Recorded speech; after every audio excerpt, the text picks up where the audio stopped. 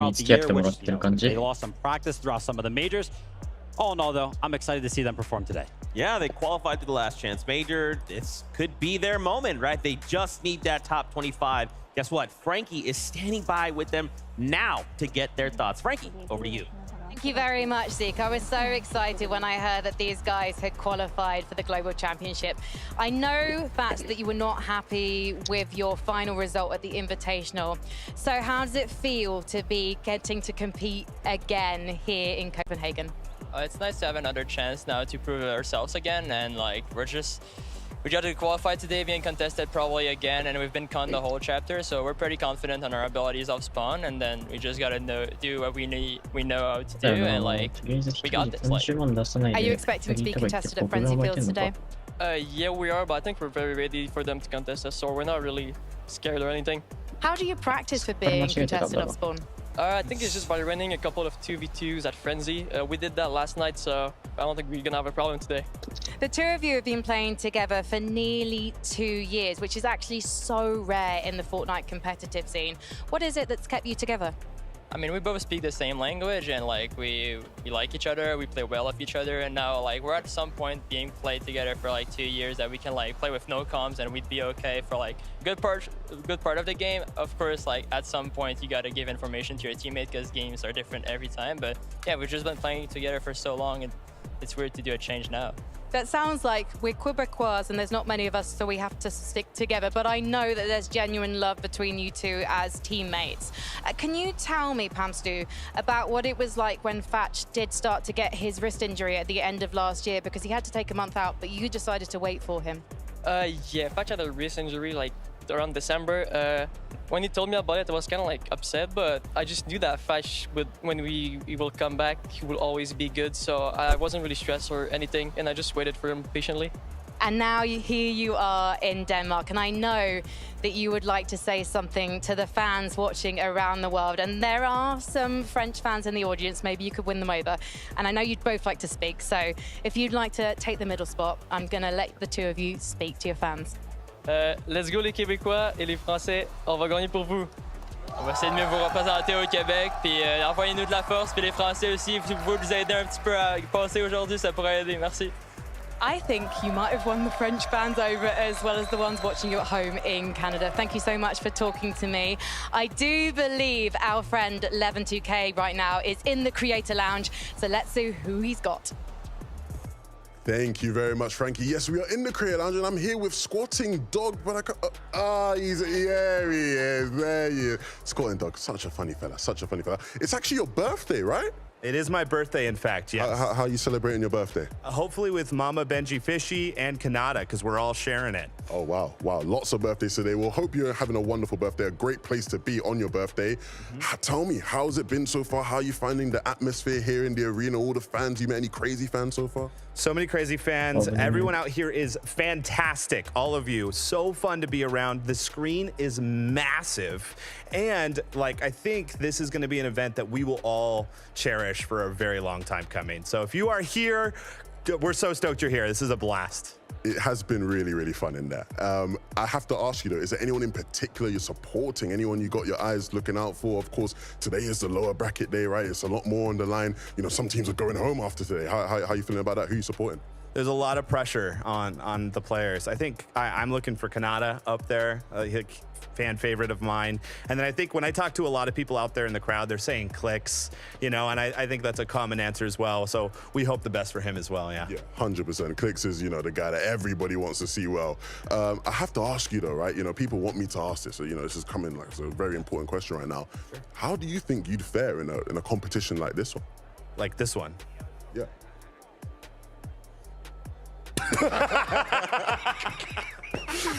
No more funny business. Let's get to the serious stuff. Back to you on the desk, Zeke. Dang it, Squatting Dog. Oh, Levin2K. Yeah. What a guy. What a character, that guy. But as you can tell, vibes are high here today.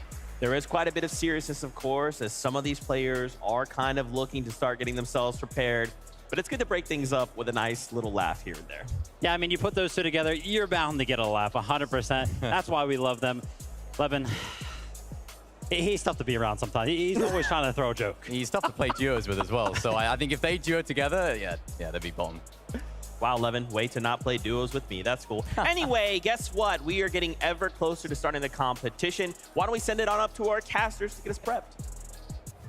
This has been phenomenal. Just to even start the show, the fans all over are erupting. And honestly, I expect the Royal Arena to open up at some point because they are going to blow the roof off this place. Yeah, and to be completely fair as well, I think most of us would have the same reaction as Squatting Dog if asked that question, because these guys that are competing here today, I mean, we might be looking at the lower bracket matches, but these are still some top competitors. Yeah, and I don't think any one player has kind of an upper hand here today, because if we seen yesterday, I think there's a couple players that we're seeing today that everybody would have predicted to be at the top of that leaderboard, taking a break onto Sunday, and that's one thing everybody has to get through their mind. Nothing is guaranteed, everything is earned.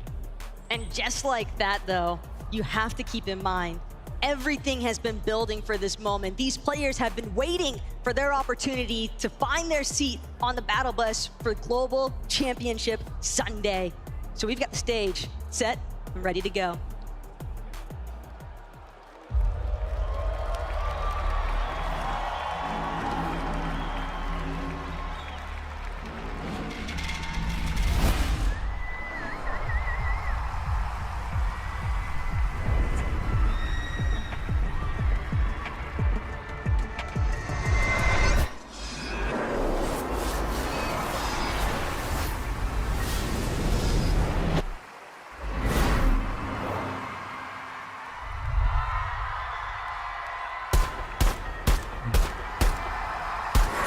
This is just a German coming.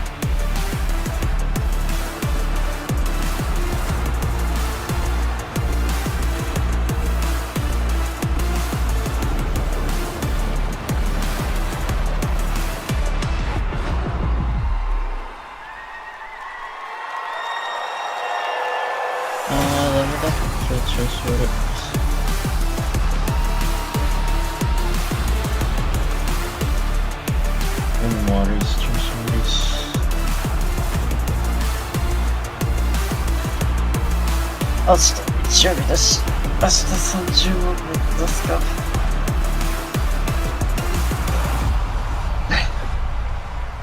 Just 僕落ちま 25す。 duos can make tomorrow's grand 夏さん、お疲れ様で final. した。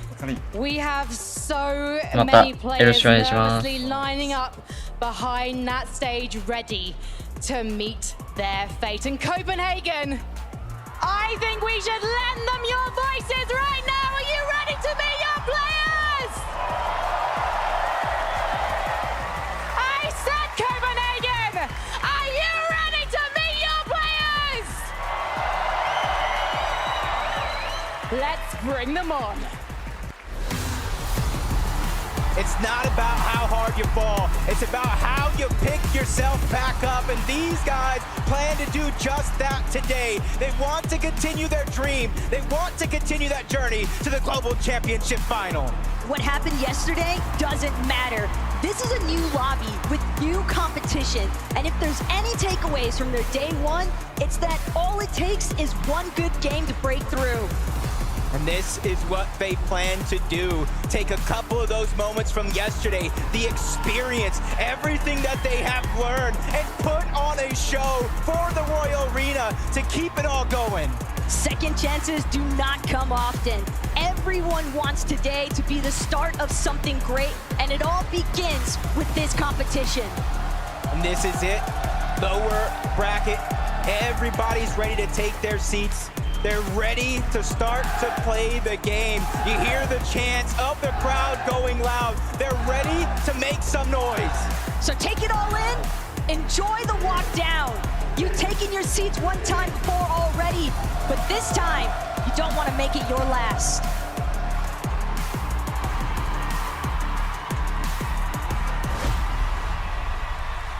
You can feel it. You can feel it in the air. The tension is real. Yesterday, those players were a lot more animated. Today, the focus is next level. We saw them there for a moment. Kanata and Agers, a duo that if you had said they're going into the lower bracket, I would have said, nice, that's a funny joke. But here they find themselves. Kanata and Agers, your Chapter 4, Season 3, Major 3 champions, coming straight out of NA, representing. Honestly, yesterday was a little bit rough for them. They were contested by the greats, Thomas and Malabuka, but today, it's a different story. They're gonna be uncontested, and if there's anything that I know about Kanata, it's that when he is uncontested every single game, he's going to find the damage needed for Storm Surge and find every single one of those end games. Of course, and I mean, as you saw them on screen there for a moment, the French fans, we got a duo for you.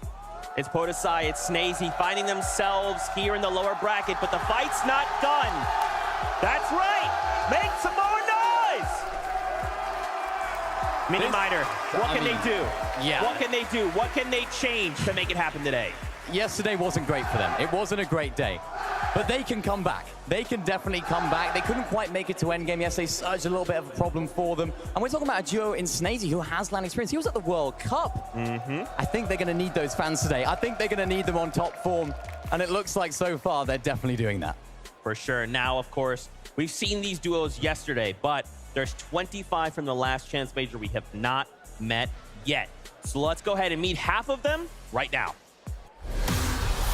Our first group of our last chance major qualifier teams, and let me tell you, they hope that is not the last time that you see them here this weekend. They're looking to put everything they've earned throughout the year to the test here against some players that already have the experience on the stage. Look, just because it's their first time on stage does not mean it's their first time competing. They are familiar with what it takes to find themselves the victory royales that matter most, so they can keep their ticket punch for the global championship. And with their backs up against the wall, they realize the situation that they're in. It is go big or go home. And let me tell you, with a long flight for some of these guys, they don't plan on making that come to fruition. This is just one group of so many superstars you're going to see this entire weekend. いや、もう出てる。もう席座ってやってるから。A high-profile duo, Janice and Reason will finally get to take the stage. Now, Mini Miner, what can we expect from this duo from EU?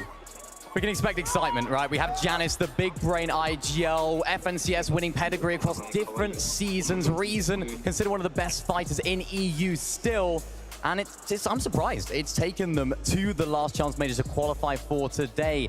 I mean, after day number 1 of Major 1 of Grand Finals, they were in first place. They had an incredible performance, but ended up coming 3rd in that major, so just missing out on a spot. They had a little bit of contestation issues in the last chance major as well, so they just about battled their way through, but I'm glad they are here because they can put on a show.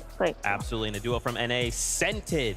Polarized. Now, of course, we know Scented has kind of shuffled around a couple times, but now paired up with Polarized. For maybe fans that aren't familiar with them, that are watching the Globals for the first time, David, what can you tell us about this duo? I mean, Scented is going to be the brains of this duo, throwing it back to Invitational, where we saw him alongside Cole. But coming into this year, the search for a new duo began, and honestly, he didn't really find his feet until it was Major 3 where he picked up Polarized, but they found no success there. And then, of course, the last chance major is where they clutched up. If it's anything that I know about Scented, he's going to be looking towards the low ground. He loves being down there, especially when he was alongside Cole. It looked like they just ran through anybody that was in their way. I'm expecting to see more of that today. You know what I'm expecting to see? The last half of the duos from the last chance major. Arena, give them a welcome. Last but certainly not least, our final group of players taking the stage, qualifying through the last chance major. They felt this pressure before, and like Levin said, it either bursts pipes or makes diamonds, and they're trying to shine bright this weekend. These contenders have already proven that they know how to prepare for a last chance situation, and today's going to be no different. The Global Championship Battle Bus is leading with or without you. It's time to see which 25 teams will claim their seats. Those seats are a hot commodity this weekend. Only 50 teams will be able to make it there. We saw half of them qualify yesterday. Today, we will secure our final entrance onto that battle bus. Who do you want to see take it all? マジガリしかいないじゃん。ガリとイケメンしかいないやん。何そのガリイケメンだ。困るよ。Jacob PR, I need to give you a job as just my hype man. I just need you to follow me around and hype up everything that I do. But man, oh man, now we have the full lobby of players. Now, we wanted to highlight one in particular here for you. It's Kirby and it's Wiccacy. Now, originally, they were part of two separate duos, but their duo mates couldn't make it. So now they've been allowed to come together and form one duo for the Global Championship. This is a really interesting storyline. Kirby and Wiccacy, of course, coming from different regions, a little bit of a language barrier potentially there, so they're going to have to sort of use the in-game tools to communicate, landing it to the north side of the map, just to the west of Sanguine Sweets. Really interesting drop spot. I think they might have a few issues with Storm Surge, with teams actually using that massive mountain that's just outside of that drop to take advantage of them, but anything can happen. This is why I wanted to talk about this duo, because literally anything can happen. We've never seen them play together before, so literally, who knows what's going to happen? That's a little bit of an X factor, right? You never know what could happen, and Fortnite loves to do this thing where when you don't know what could happen, that's when the craziest things happen. A last duo here, FKS and Adapter. What do you want to talk about this duo, Vid?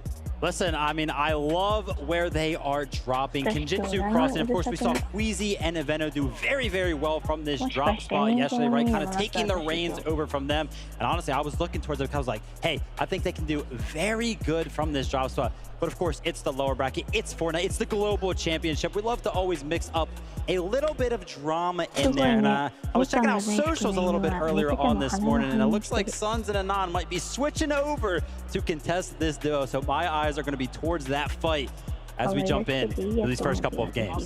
That is crazy. And if I remember correctly, these guys were at Invitation, all right? So they already have some LAN experience. Do you feel like that could play a factor coming in today? Yeah, I mean, we have to talk about it, right? Any of the duos that have experience, especially the ones that have been, you know, together when it comes to an international event or just playing in person alone. And then, of course, you know, some of these duos, one half of them kind of have that experience as well. So I'll be excited to see, you know, if they can kind of take the reins and make sure that they stay cool, calm, and collected under the pressure. Yeah, and I like that you mentioned they're now contested, because that just shows what the lower bracket can do. Anything can happen. These guys would have been preparing to be uncontested. Now they are contested by Suns and Anon. I mean, that's going to throw a huge spanner in the works, and that is crazy, because they would have been preparing, yes, we're going to rotate here to get our surge, go and landing us, we'll be chilling, we'll be enjoying ourselves. Next thing you know, two Australians, they're flying in, and things are all going out the window. All the plans are like, hang on a sec, what's happening here? So this is why we talk about adaptability so much, not only in the whole game, the whole meta, the whole season, per day in this format. That's when you need to be adaptable as well. And I wanted to kind of bring it back to full circle. Something we talked about originally was it's only 5 games. We're used to kind of seeing either 6 games one day or a total of 12, right? Spread across. Only 5 games, though it's one less. It sounds like, it's just one less game. It's actually that much harder. Yeah, I mean, it's extremely tough. And one thing that I want to talk about, right, when it comes to the mentality that the players must be thinking about, to qualify to the Global Championship, right, for these upper bracket teams, you pretty much had to place bare minimum top 10, right? And that's EU. That was a very, very large region. But for a lot of the smaller regions, it was a lot tighter for that, right? So they're used to kind of like winning or placing very, very high. Yesterday, they had to get bottom 25, right? So surely that's kind of affecting the mental a little bit. But then those last chance major teams, they're used to clutching up. I mean, they made it all the way to the last event of the year, right? The last one to actually make it to the Global Championships, they clutched up. Today is a clutch situation. Yeah, and one team that are synonymous with clutch, Steno and Lucy. I was speaking to a few people earlier, a few people were around me. I was like, who do you think is going to win today? I think they were Danish. They said Steno and Lucy. And they're Danish as well, of course. This is a fantastic. I'm excited to see how this duo. Yeah, give it a round of applause. Wow. Give it a cheer. Why not? Yeah, give it. Because, I mean, these guys are fantastic. I really love watching them play. They just seem to know how each other plays so well. They vibe off each other so well as well. And, of course, they have LAN experience as well. They did so great at Gamers Day. I think it was last year they did so great. So I'm excited to see if they can continue and bring that LAN experience, that chemistry that they have in a LAN environment to this event, because, I mean, they have the fans for it. Yeah, for sure. So let's say, you know we have these 5 games. Do we just send everything, right? At this point, we've got to make top 25. You could argue maybe just try and do something, kind of keep any kind of strategy secret and just hope that you can kind of save that for tomorrow. With only 5 games though. Is that enough wiggle room, man? I feel like it's just not. You just got to go full send now. Nah, I mean, if you're holding back now, I think you're trolling a little bit, honestly, right? I mean, full send for sure. And that's the thing, though, about Fortnite. And I love the fact that you're talking about strategy because I feel like we have 2 major different play styles, right? People who like to play a little bit more passive, and then we have those aggressive duos, ones that are looking for those one pop-off games with 10+ eliminations. I'll be excited to see which duos kind of pull out each one of those strategies. Yeah, and of course, I think you have to just use the strategies that you practice for the first couple of games. If things go wrong and you have to pull out the grand final strategy, then do it. Because if you don't do it now, you might not even make it to the grand final. So there's no point in hiding them away. We saw some great strats yesterday from Zagu and Pepper with using the shield mushrooms to get some extra surge. Some great ideas from these teams that we haven't seen on other regions, and that's what this is all about. Who's going to pull what out of the hat? I love that too. I mean, social media yesterday and even today was just like, what is their strategy? Yes, that's what we want to see. We want to see what they're thinking, what they're cooking, and then come out tomorrow. And that could be like the difference maker, them winning and becoming global champions. That would just be wild. Another duel. You know, we cannot not talk about them. It's King, it's Phaser. They did not make the top 25, but yesterday, King hit just the most disgusting snipe shots. The double back-to-back to the dome to secure Surge as well. What can they do here? I mean, that's just skill. Seriously, there's no like coach, there's no vaudeville that'll allow you to hit those shots. So, you know, obviously the skill is on this duo. It's just all about clutching up, right? Finding the cohesion. And I think today they're actually switching up their drop slots. So I'll be excited to see if it ends up working out for them in that regard. Yeah, they're sort of switching up the way that they drop all the way down there at the Relentless Retreat. We saw them sort of contesting a team there yesterday. It was Cal Gamer and 7man. They're both still going there, but they're doing it in a different sort of way. I'm interested to see how that whole spawn goes. I think for both teams, it didn't really work out. They were both sort of stuck in no man's land. What's going on? Are we going to try and fight? Are we going to try and disengage? I didn't even know what was going on there, so maybe they're going to try and be a little bit more structured today. They're going to either fight or they're going to disengage. I think it's going to be the latter because the stakes are that much. You saw him on screen there for a moment. Kanata, Agers. Let's bring it back, okay? Kanata, Agers going up against Thomas HG yesterday. It felt pretty one-sided, right? They had a couple games off spawn. Are they contested today? Nope. Nope. And honestly, they qual. Yeah, well, that's what I would say. That's what I predict, right? But Kanata, you know, he hit the socials. He was like, yeah, we only made it off spawn 2 games. And both of those games, headshot snipes actually were the ones that actually ended up closing out their games for them in both of those scenarios. So maybe there's something they have to switch up a little bit there. Maybe a little bit of an adjustment. Maybe they're not used to dealing with those snipers. But I'm sure they can do it. I mean, the biggest problem for this team throughout this whole year was Storm Surge coming out of that racetrack spot. And they were uncontested in Major Number 3 Grand Finals. They fixed their Storm Surge problems, and Vivid, would you like to remind me what happened in Major 3 Grand Finals on NA? Oh, they won. Oh, they won. That's right. So hopefully today, they can find that same mentality, that same way of playing. Well, I'm getting word. It is that time. We are about to kick off the lower bracket of Global Championship Day number 2. So, casters, take us in. Now is the moment you have all been waiting for. Game 1 of the lower bracket is ready to get underway. And Taco, if I had a seat here, I would be on the edge of my seat ready to call this action. You can feel the nerves that have just been kicking the entire time. Everyone here is just wide awake. And the battle bus is as well, because we're already heading into game number 1.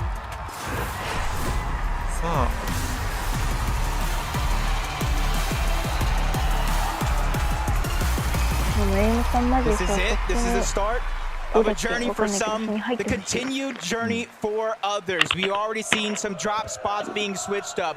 Other players are sticking straight to the plan, but we're going ahead and looking at some of these contested battles right out of the game. Reason and Janice going up against Curb and Whiskey a little bit, but it looks like they're actually going to split off. They don't want to go ahead and hold on to one spot, and as soon as they realize it's safe, they go back to the game plan. Up at the far north side, Giannis immediately heading for this crude harbor drop. It seems as though Giannis and Reason, maybe with the intentions of not trying to eat early surge damage, but as we can tell, the 50-50s, they have begun. Teams that got the better drops already letting their opponents know. Chubbs with an early two-piece elimination to start the game. Yeah, this is his continued journey from yesterday. He fell below that top 25 threshold. Looking to make up for it here today. Pamstu and Fatch, on the other hand, they thought they were going to have a huge contested battle. We saw it yesterday, but it doesn't look like Stains and Data are going to go ahead and contest them, or at least not right out of the gates. Stain and Data is maybe taking a moment to reconsider things given how the circumstances went up against Setting and Cammy yesterday, but here at Kenjutsu Crossing, Adapter, やっぱり今回も剣術が多いん trying だ to。be careful. They know that they've got pressure looming elsewhere inside of this チャ POI. ンピオンカード It's 使っ going to て be る人いる Suns and Anon, who Yes, actually yes. seemingly switched up. Initially, were appearing as though Suns and Anon were going to head towards Naughty Nets, but maybe because of Badil and Savage's presence, thought otherwise. Yeah, they had it uncontested yesterday. Did not work out for them.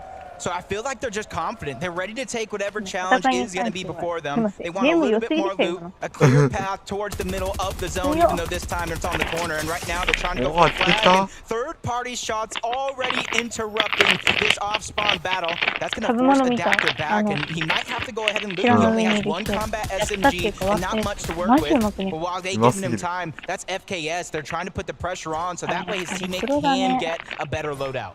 But at the same time, they're just letting the capture point go for free, and in fact, it seems as though there is some danger hanging on over by Naughty Nets. Saw a nice collection elimination there from Steno onto Mr. Savage. That could definitely play some spoiler effects for game one. But if Fadil finds himself alive somehow, some way, heard all the nice things Mr. Savage said about him, but make some noise, clicks, and Epic will contested over towards Mega City. But I feel like that's no different. All season long, they've been contested about 2 or 3 other teams, but there's so much space to work with. There's so much loot to share. As long as they don't get caught off guard, it's business as usual. But at the same time, there is so much traffic inside of Mega City, and as far as the vault is concerned, there's definitely something worth fighting over. You have to expect that regardless of where that high card spawn is at, people are going to be looking to make sure to take out whoever actually secures that vault key card. Oh, wow. It's actually, they weren't necessarily contested.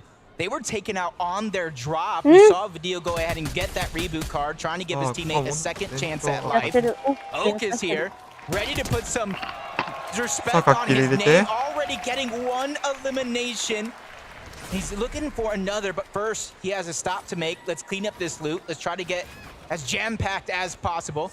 You see the fallen teammate, Deguro, is going to be right above him. He knows no matter what, as he continues his journey, he's going to have to try to get that reboot card, because doing this alone is not something anybody wants to face. But at the same time, that siphon there for Okis definitely gave him a nice little bit to work with in comparison to Dieta, who doesn't have shields. If Okis wants to pressure this, he's definitely more than capable of doing so, but it seems as though his mentality right now is just stay on the move. Being in this sort of solo situation, deep in the jungle biome here at Rumble Ruins, especially in this lower elevation territory, he might be able to sneak up on some other teams. Yeah, I like the way you mentioned Surge as one of the first things, because yesterday, if it's shown us anything, Surge is not the easiest thing to come by in a lobby like this. And uncontested this time around, Canal and Agers getting a chance to fight off spawn, and immediately they go to what they know works from the past, trying to get Surge underneath their own belt, so that way they don't have to worry about it too much later in the game. But Vico and Pink, another team that has experience from day one, contested by Acorn and Cold. This time around, they're ready to take their fights to their opponent, and on the other side of things, it is going to be Bully and Shadow. But look at this hype battle as well between Pink and Bully, both of them trying to provide cover fire for their fraggers down below.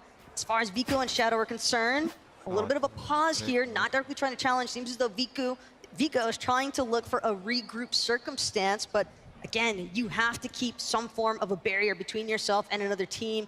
Bully just trying to do what he can as far as making sure that he's able to suppress Pink in the process, but they're not trying to give up any sort of resources for free here. Yeah, and you can kind of already see in the mini-map just a little bit, you've seen it here, Bully and Shadow, they had no intention on trying to take that engage. They split up to try to get even more Surge early on in the game before the zone does get too small. Snazy and Podesai probably have the fan favorites on their side in the stadium. I hear them loud and proud already, and they're trying to go ahead and use that energy to fuel them here today. A little bit of a misstep on day one, but they're picking themselves up, dusting themselves off, and ready to put on a show. Just because you stumble doesn't mean you fall, and it's got to be such an invigorating feeling knowing that you have so many fans in the venue just cheering for you every step of the way. It's not even like these guys are getting a piece of the action right yet. They're just moving, and you've got the French fans cheering for them. It's just awesome to see that kind of display. One of the best controller players in the lobby. Polarized, teamed up with Scented over on the other side. They're taking a split that in day one belonged to another team. It's probably part of their strategy. Use this to try to qualify. We'll figure it out later because that's the biggest things. At this stage in the game, there's no reason to save all your secrets for that championship Sunday because you have to be able to make it there. Mini Miner said it himself to open up the show because what good are those strategies? What good are those tricks underneath your sleeves if you're not able to use them in the biggest moments possible? Trouble now. Not for Podesai just yet, kind of lurking around this bush. He knows that he's got a couple contenders down beneath him, and as for Shalom and MK Papa, they want to take their time. I mean, kind of tough to try and fight that uphill battle, quite literally. So instead, just continue to wait things out, wait for a better opportunity to look for a rotation out. It can be difficult as well when you're playing right here on the edge side of where these zone pulls are happening because, again, for Podesai, it seems as though the intent is just to prioritize positioning. One team that changed their positioning overall to another, King, Phaser. You can already see they're over towards Shattered Slab. Zone is pulling all the way towards the eastern side of the map. They have a long journey to go, and you can even see it at the edge of Mega City here on Pink and Vico. So they have even more rotations to go later on in the game. But for now, it's Batman, Booga, and Rapid who beat him to the punch. The top of the hill, just west of Mega City. And they immediately got out of Mega City because that's one of the things we talked about to start the show is how contested it actually is. They could easily take a building on top, but they're taking a little bit of the safer route or what they thought would be because right now, Pink and Vico are slowly but surely looking like they're going to try and sneak up and see if they have any opportunity to take over. But as you can see in the mini-map, they're going to choose to go the other way. It's not something they want to battle this early on in the game. You can already see some shots, though, coming from a little bit of a distance here. Rapid just trying to be wary of his surroundings, and it makes perfect sense why you'd want to ditch from Mega City ASAP. When there's 4 separate teams landing there, again, it's just so much traffic to actually deal with. So why risk it when every single game can be so important? I think for Rapid and Batman Booga, not necessarily getting max resources, max materials, it's not as bad as it might initially look because they can always find the refreshes after the fact because, again, Storm Surge strategies were definitely an issue for a lot of teams in day one. And this is day 2. It's not like the competition's gotten any less. Yeah, and you're seeing a lot of these teams taking that prime real estate to where they know players are going to rotate into. We've seen him go for the reboot card onto Mr. Savage. Uncontested Northati Nets. That's a no-brainer that he's going to get him back into the game, back up as a duo. But as you can see in the minimap, they are split up. They called out this strategy to start the game. They're trying to cover more ground. They're trying to take more space away. This also allows them to get better lines of sight around the map for their Storm Surge. They already know what has happened in the past when Storm Surge is lacking. It forces you to make plays. It's almost like you don't have control over the game, and they are trying to do their best to keep control of their own destiny. It's definitely something that has haunted Mr. Savage and Vidil all chapter long as far as Major 3 was concerned, even leading into that last chance Major, where we saw them switching up their drop spot even over to Drift Ridge just because of the fact that Mr. Savage is mentioning he doesn't like to be contested. Sure, they got it uncon then, but it's still never easy whether you're uncon or contested as far as establishing a solid Storm Surge strategy. Yep, Fanayan and Moneymaker. Moneymaker probably one of our youngest players competing here today, showing that anything is truly possible as long as you have a chance, and they've given themselves just that, an opportunity on the biggest stage in the world when it comes to Fortnite. And you can already see the augment that he's choosing out. First Assault, Scope Salvo, 2 of the biggest ones that are needed when it comes to Storm Surge. It's going to allow them to keep their distance and keep hitting those shots. Like seeing this from Kitos as well. We're talking about augments, but right now the prioritization's onto Snazy. And it's looking good. Trying to see if they can push forward in this box fight. さあでは Shots 丹 being 羽 taken さ by んと Podesai 大 as 門 well, さん just an even trade out so far. No real damage inflicted by either side just yet. But Yuma and Jamon, they can definitely feel the pressure, and Podesai definitely aware of the fact that they've got more company coming. We've already taken advantage of the positioning high up on the side of that mountain, trying to third party take some shots onto both Pink and Vico, who took down Okus, adding more to their own Storm Surge. Weapon cache are going to be there, and you can see Yuma and Jamon probably share that same weapons cache, so they're going to be forced to wait till Stacey and Podesai leave off of this spot to try to pick up the scraps, figure out whatever is left along.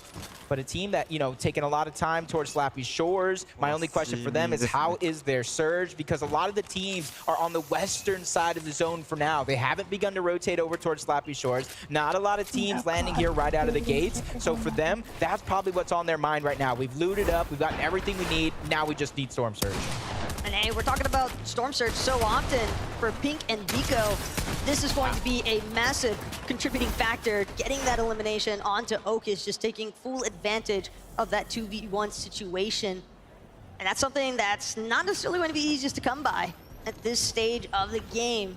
For Rapid and Buga, again, we revisit, we talked about the fact they left Mega City so early, and they just haven't managed yet to find that pressure situation to actually secure eliminations for the refreshes that they would like. And they don't necessarily have time to just farm resources either, because there's other teams moving in at this point. There's other teams already establishing good positioning off of earlier rotations. So if you're trying to expend your time farming resources, you're just going to keep getting lit up. Yeah, and honestly, looking at 7-man's inventory now, you can already see they won the ball over towards Relentless Retreat, but it's a little unorthodox. Typically, you would grab something to pack a punch, whether it's a Sharp Tooth, an Infiltrator, or even a Maven, but he's going to go without it for now, hoping that that Mythic Stinger does more than enough damage in a moment's notice to be able to survive. It all depends on how you control that recoil, honestly, because I remember that thing go brr. It's so obvious that the intention, though, is that up close and personal battle. The question is, will they actually manage to force themselves into that type of situation? And Rift Island can definitely be a location where we'd expect those battles to come, but even all throughout day one, we hardly saw any sort of contestation over this Rift Island. Setting on the way up, though, definitely having some issues as far as maintaining his shields are concerned. Those are going to be completely depleted. Granted, they have ample shield potions to make up for it, but it's going to be Hen, it's going to be Bass actually looking to contest. They don't want to let this Rift Island objective points go for free. If only they saw the damage that was put on both these players before they even touched down on the island. Surely they would try to take advantage of it. And you can see one man's trash, another man's trash. Miro Cooper sneaking up on the side, trying to take away the position. The French team of Stacey and Podesai also willing to contest this Rift Island. And that's one of the things I was thinking. It was very, very passive yesterday. Even solos were able to take it. But as the VOD review goes on, as time passes, players are going to realize there's nobody up there. But when everybody thinks the same, now we have 4 teams on top of Rift Island ready to battle it out. One of them, Hen and Vask, 141 above the damage threshold. They're going to be the ones to contain it, plus 15 points for them, and that's going to be huge because we already see teams qualify with those points of the objectives. Every little bit counts, but we've gotten a good idea of what's been happening directly in game so far. However, got a mid-game analyst to give us a little bit more. Thank you so much, Taco. I just want to catch everyone up on our hometown heroes of Steno and Lush, who were able to get an elimination on Mr. Savage before he even hit the ground. Then we saw Steno be able to find a key, which he used to unlock a mythic shotgun. Quickly, they regrouped, built up a surge tower, and as you can see, they have vision on 2 duos of Jamin and Kanata, setting themselves up for an excellent mid and late game. But let's see how they do. Only time will tell to see how it pays off. They definitely got themselves a good spot in the zone, thanks to those plays. And that's the thing, too, about those teams that are landing more towards the south side. It is so easy for other teams with slightly earlier drops to just pick you off with the elevation difference. It's one primary issue definitely known about that naughty nets area, but you can always expect to bounce back. I mean, we already saw the deal with the successful reboot ban onto Savage, so easy to say that anything can happen in these circumstances. You can see it started at 181 above the damage threshold. Pamstu and Fatch slowly falling back down, climbing back up, trading shots back and forth. You have their eyes set towards Rift Island. They see a giant monument being built on top as Polaroids actually took down Snazy up above. And this is going to be a huge opportunity for them as they're just looking around. Nobody's directly pushing up onto them, even though they are split. They're just looking for these fights that are already underway and just trying to take advantage of it the best that they can. And just looking at the island right now, I didn't see Sensei either. Miro and Cooper are looking awfully vicious, though, in that position. You can just tell that they are waiting for the perfect opportunity to strike. And it's got to be only a matter of time. They can tell that there is so much chaos already unfolding on top of this Rift Island. Teams are just constantly under pressure, both outside and right here directly at the Rift Island. But for Vask and for Hen, again, you have to remember, they're the ones who actually secured the capture point here. So they've got some decent loot to go with it. And Miro and Cooper, if there was ever a time to try and take down another team and, you know, get plenty of refills as far as your materials are concerned and your weapons, that is definitely the opportunity. Yeah, elimination feed is lighting up. A lot of players being forced to interact with each other thanks to that storm surge. Seeing Vortex go down. Even Duke's trying to rise to the occasion here today after his performance yesterday. Trying to qualify for the FNCS Global Championship Final tomorrow. Jaemon goes down. Yuma's going to have to leave him behind, but he's only 72 above the Storm Surge threshold, and now he's becoming the focus of multiple teams in this lobby right now. It's not looking good. HP is going to be down low. Shields are going to be ripped off, and the shots continue. Finally, though, he does have a short moment to breathe, but that's only going to give him enough time to pop one Mimi. The Shalom and MK Pop are over on the other side. They probably know that he's a solo. They saw him crash land in with that rocket ram, and this is something that they're trying to take advantage of. For Shalom and MK Papa, they've just been playing bouncer responsibility on this edge of zone, and granted it just moved in a little bit tighter, but for Yuma, now you can see him starting to get lit up by some of that storm surge. Accountability as far as your surge strategies are concerned, it can be very difficult to maintain it throughout because there is just so much action happening as some of the congestion builds along this edge of zone and teams needing to move even further in. Players like Yuma are bound to get caught out on those later rotations. Yeah, you can see they're even willing to risk it. Shalom and MK Papa, they got the elimination, or at least they saw it towards the backside of the zone, but they didn't have very many materials at all. So it was almost an all or nothing situation if they want to keep as best chance as possible for them to try to stay alive. I see a Vico. I don't see Pink. Got to imagine he is by himself as a solo, and he's suffering to surge right now. 13 below the threshold. Now he's in zone. Everything crumbling down. Only a few seconds to try to land the shot that matters, and he's not going to be given that opportunity. Down goes Pink. Down goes Vico. But a massive pickup there for Yuma. Still utilize that rocket ram to try and close the gap even further and make sure that he's maintaining a decent distance on that backside of the zone. Kanata, meanwhile, next to Agers, trying to be vigilant with his awareness. And again, so many teams just trying to keep tabs on where everybody else is in the lobby. And players like Bing, there are a decent amount of pressure here, but they will manage to prevail. Nicely timed shots, nicely placed aim as well with that sharp tooth to ensure that they can acquire that elimination. Yeah, and since he got eliminated altogether, gotta imagine Moneymaker went down earlier on in this same game. We saw Polarize, the one that took down Snazy, leaving Podesai by himself. At least he's above the damage threshold for now, but quickly falling below. Now he knows he's going to have to try to find and catch somebody off guard, because otherwise he's going to have no choice but to try to get in the box. Slowly but surely biding his time, trying to make sure that he makes the right play.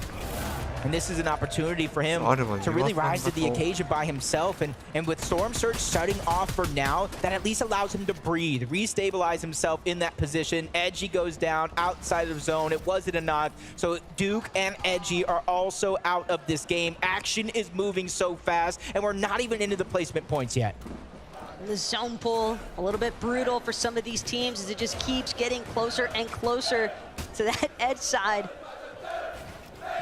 And again, for Agers and Kanata, as we get another opportunity to see from where we last left off with them. Kanata's got to be careful with this rocket ram on the landing.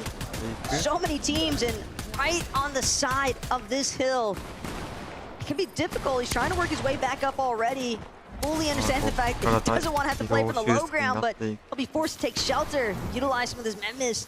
Unfortunately for him, only has those mini shield potions, won't actually get an opportunity to get full shields. And for Aegis, this is even worse. Yeah, he only has 23 HP, doesn't have time to sit back. Nice shot gonna be fired. That is a huge siphon and refresh for Aegis, because now he's boosted up in the mats. He has a little bit more HP to work with. The flopper, the med kit he can use in game, and if him Kanata can find a way to reunite, he has the minis and another knock onto Q and DX. Aegis doing what he did in their championship run. The siphon's gonna be picked up, but he has to get to zone. This is a 5-tick. Time is running out, and another Menmith. Miracle upon miracle landing in the palm of Aegis' hands. He's trying to do what he can to make it across, but this hill phase is just so problematic. Still, the Menmist plus the med kit, he just doesn't have the mobility that he'd be hoping for. With so many teams having already pushed in, he might just barely make it in the nick of time. He's got to find another siphon opportunity, but even just making it this far is more than enough. I feel like I heard him on stage. Don't worry, Kanata, I'm coming. Don't worry. Med kit being used, minis being dished out, and they are back into the game. The resurgence from day one as we get a replay from Clix and Epicwell. One of the biggest teams everybody came to see. They get aggressed on due to Storm Surge, and they shine bright. Storm Surge is not a problem from them as they pick up 2 eliminations. Check out where Bryce and Chubbs are at, a little bit more isolated than some of these other teams that are trapped inside of all this congestion. Mr. Savage and Badil, though, from Rags to Riches at the beginning of this game, they have done a decent, if not a phenomenal job at putting themselves into a comeback situation. Some of these teams, we were asking, do you got what it takes to get your ticket onto the battle bus? What about the roller coaster this team's going through from down the mountain, across the rivers, over towards Naughty Nets? I think best case scenario, honestly, Taco, is it going south, continuing on towards that island. If it goes back on over to the west, this is going to be a nightmare for anybody that doesn't have mats, as Clix is using the last little bit that he does have left, but he finds another elimination on the ping. These perfectly timed rotations from Clix, managing to find these players who are looking to just find that final push inward.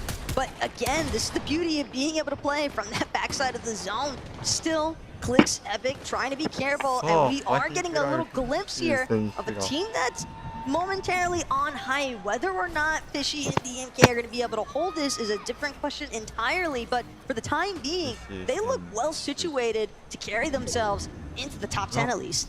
Even though they have high ground now, they might have to wait for some of those teams below them to try to build that allow them to save some resources, save some mats, and make their way across the roster once more. Podesai 131 below the damage threshold, only a big pot to his name. So right now he's speaking to the cone. He's trying to just get as much information as possible. Where can I get this damage? But time is running out. He continues to fall well below that threshold. The Savage picks up another elim. Badil goes down, but it's actually Epicwell who falls to Mr. Savage, trying to keep himself alive. Storm Surge isn't a worry, but it's the HP, it's the zone that's pulling away.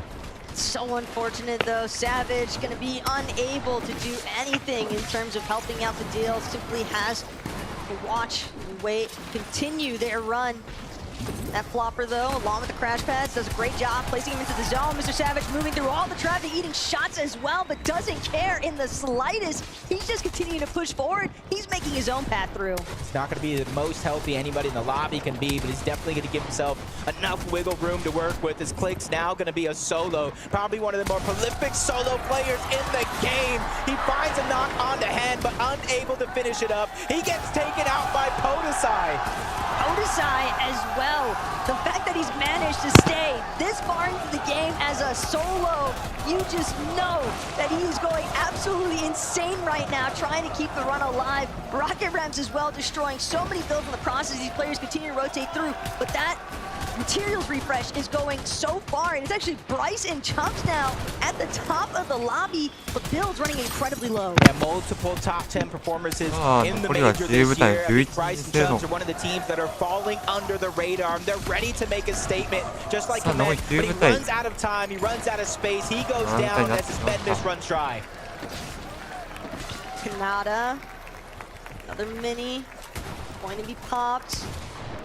The patience. It's so hard to be patient through all this chaos as well.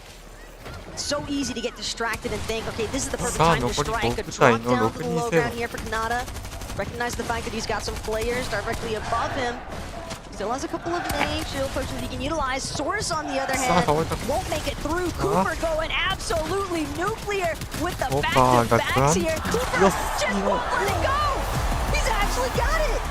The attention of Bryce and Chubb. I thought it as well. I thought Cooper just stole away the game, but it's Bryce and Chubbs. I called them one of the most underrated teams falling under the radar this weekend. They played phenomenally to make it to this point, and they make a statement here in game one of the lower bracket. Frankie, how are they feeling? How are you feeling? I mean, my friends up in the casting booth would like to know, so I will ask you first, Bryce. I'm feeling good. Are you feeling a little bit overwhelmed about the fact that you just took a victory royale here on land in Copenhagen? Yeah, I'm nervous. I can understand why you might be nervous. I do have a very scary face, so I'm going to come over to you, Chubbs. Talk me through the last moments of that game. I don't know. We just took high and we won. You took high. Okay, well, talk to me about the journey there. Did you feel like the zone was in your favor the whole time? No, it wasn't at all. Okay, well, how did you get around that situation then? How are you able to make the most of what maybe wasn't the most ideal situation? Just we got surge and we had forecast, so we just went where the zone was. There you go. Simple. Everyone hopefully listening here will find out how to win a victory royale on land thanks to these two. Just before I let you go, do you think you can overcome the nerves and pick up another victory royale today? Yes, I think we can. Brilliant. Wow, you know what? Now you've said that, I think you can too. Copenhagen, please give it up for Bryce and Chubbs.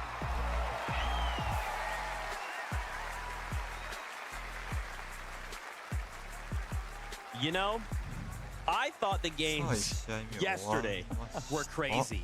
But game number one of the lower bracket does not disappoint. Bryce and Chubbs taking forecast, using that to just help them get ahead of the storm, even though they were in the toughest spot.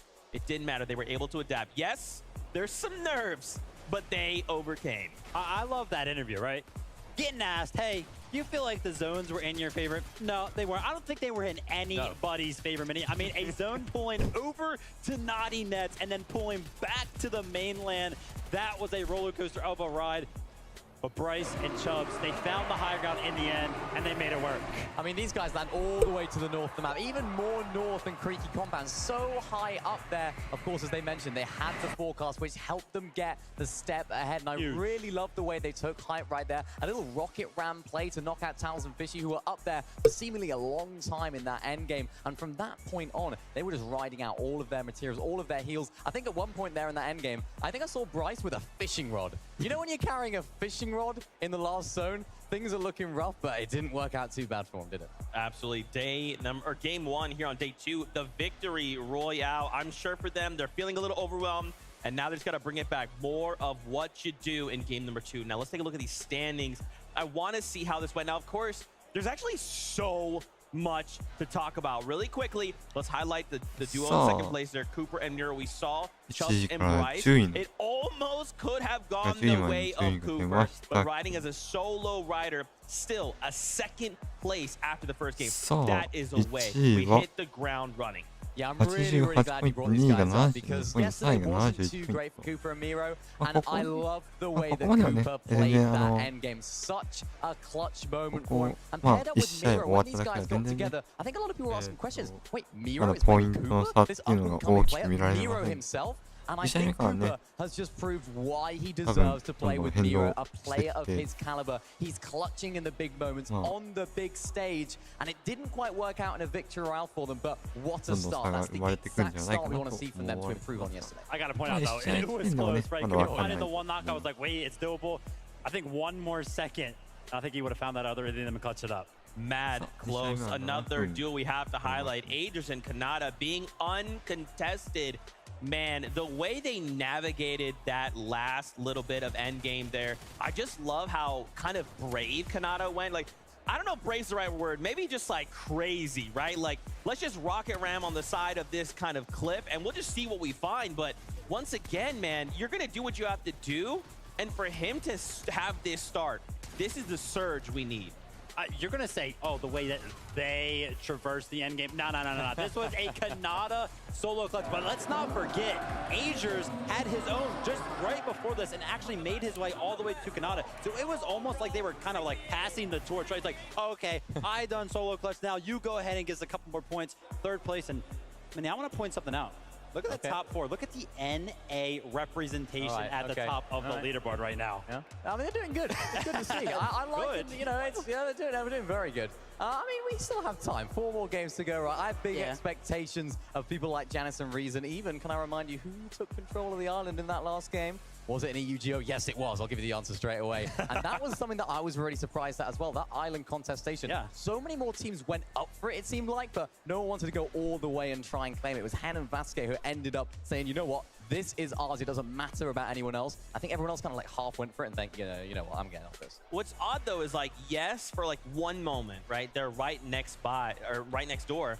And then suddenly it's like, you've got Snazy Podesai rifting on up. You've got people kind of hopping over old builds. But why did no one want to take this fight, right? If we're all going to take and burn our resources or do whatever we have to get up there, why did we just give that to them for free? You know, me and Minnie, we were watching sort of the west side of that zone, and there were so many teams that actually ended up being congested on that side of the zone, which means that all of these teams that were actually up on the Rift Island, they were happy with their position because they were getting free damage, right? Free shots off on so many teams below them. So why would you go ahead and take the fight? I mean, sure, you know, the capture point is worth those 15 points, but when you can get that much surge and actually traverse it into the end game, you might as well take that opportunity. Yeah, exactly. And we were speaking about these sort of storm surge strategies. We often see teams build storm surge strategies depending on how the lobby works. Who's landing where? How can we rotate and get as much damage as we can? These guys haven't had very long at all to prepare for this, right? They haven't had a time at all. So I'm expecting some more drama in the next few games. Absolutely. And why don't we hear from the players themselves? They have their own thoughts on mid-match objectives. Take a look.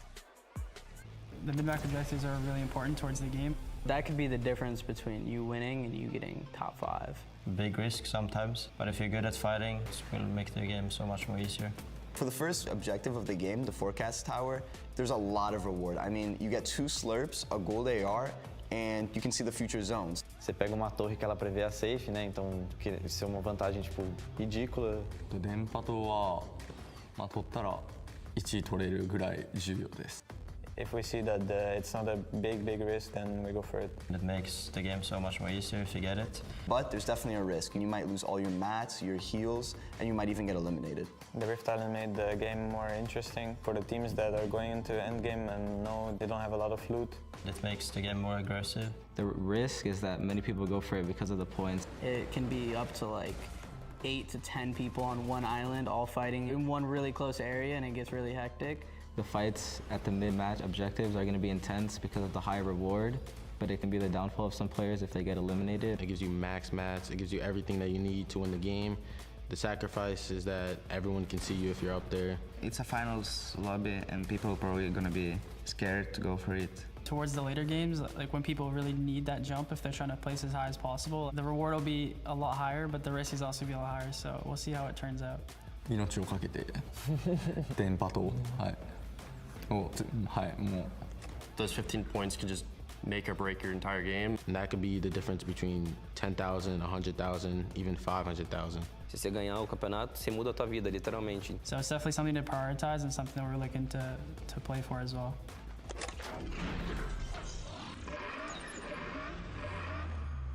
the two takeaways. 誰が Forecast 取るかっていうの towers もね willing to put their lives on the line for it, and if you get the forecast towers, you're probably going to end up like Bryson Chubbs there in game number 1, finding their first victory royale of the day. Yeah, and they got 3 points for it, even though it was Hen and Vasquez that were able to get the 15 for Rift Island. That's just showing overall how important it is to plan around these things, but also have a plan B just in case things go wrong. But the right thing is game number 2, and it's about to start now. で、マッチ2スタートでございます。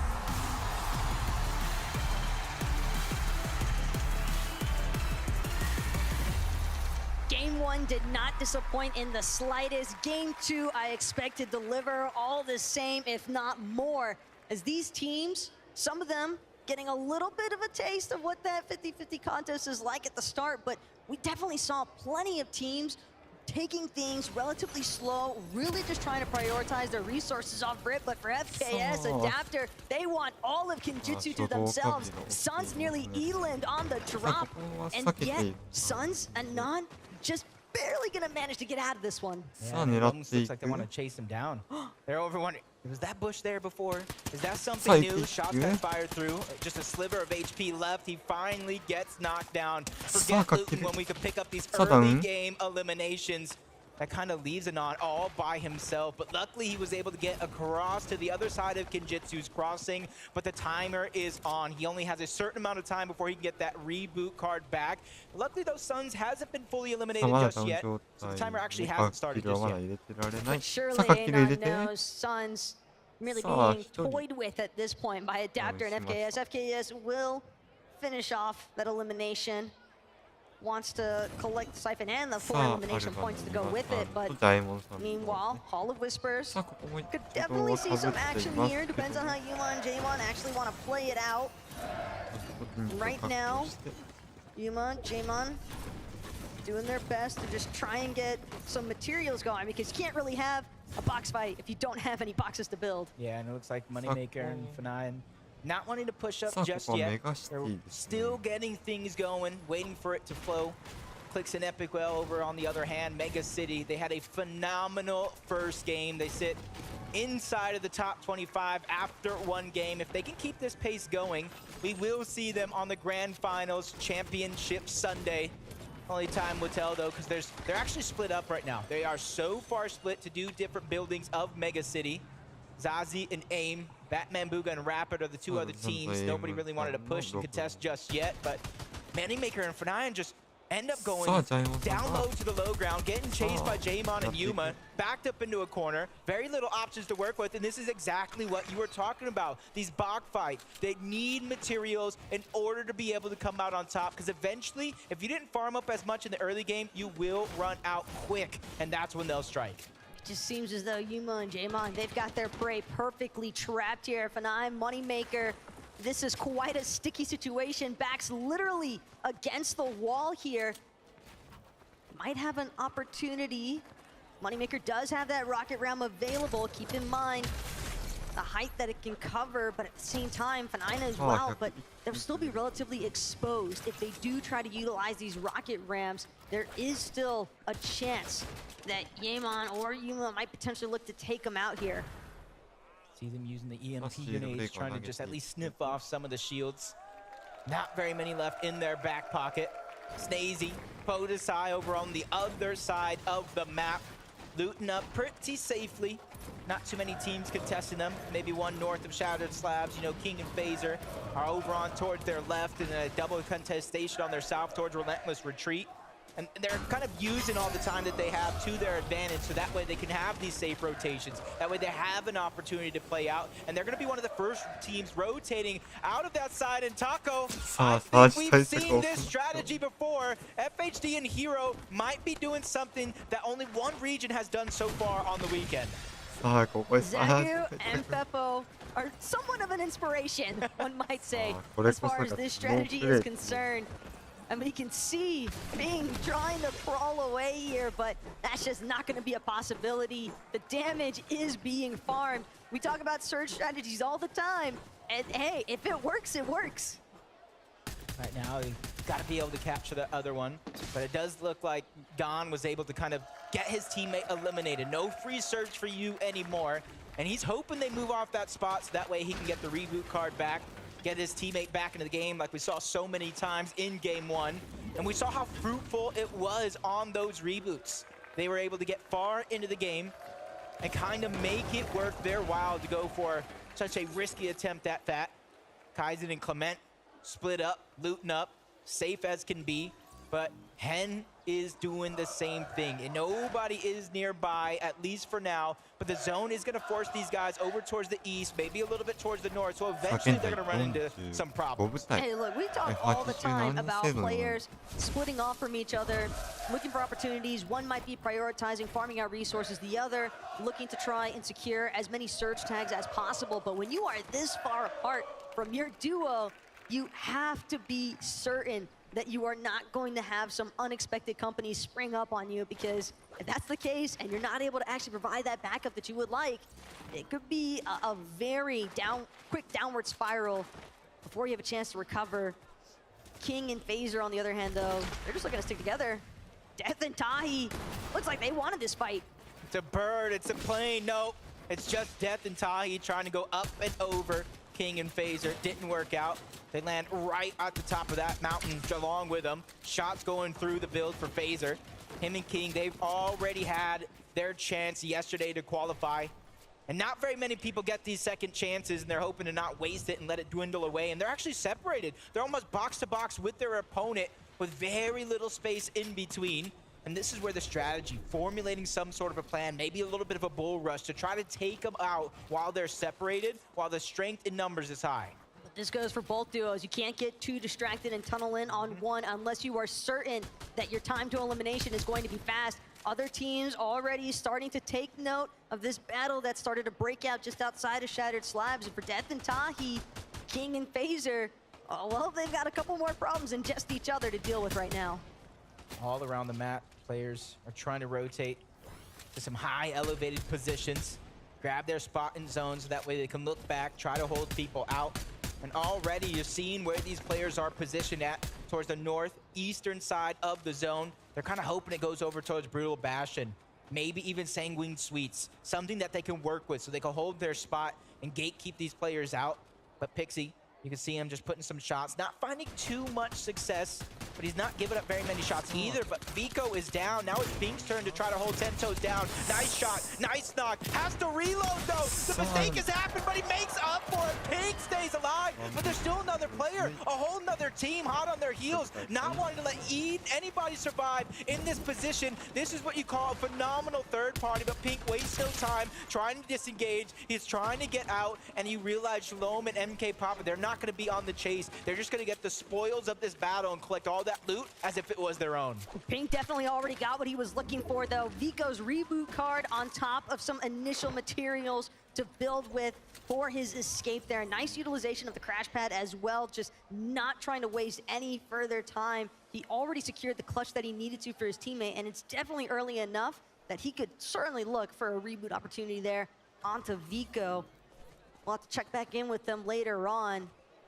And as far as Polarized and Centered are concerned, again, it's not uncommon to see players willing to just look for these surge tag opportunities, build up a little tower temporarily close to their initial drop spots, try and see if they can tag anybody else who might be in the middle of their loop path. But as far as Polarized is concerned, when there's a bush at the top of a building, and you know that building's not initially supposed to be there, Jacob, players are usually gonna box up around themselves while actually moving. Yep.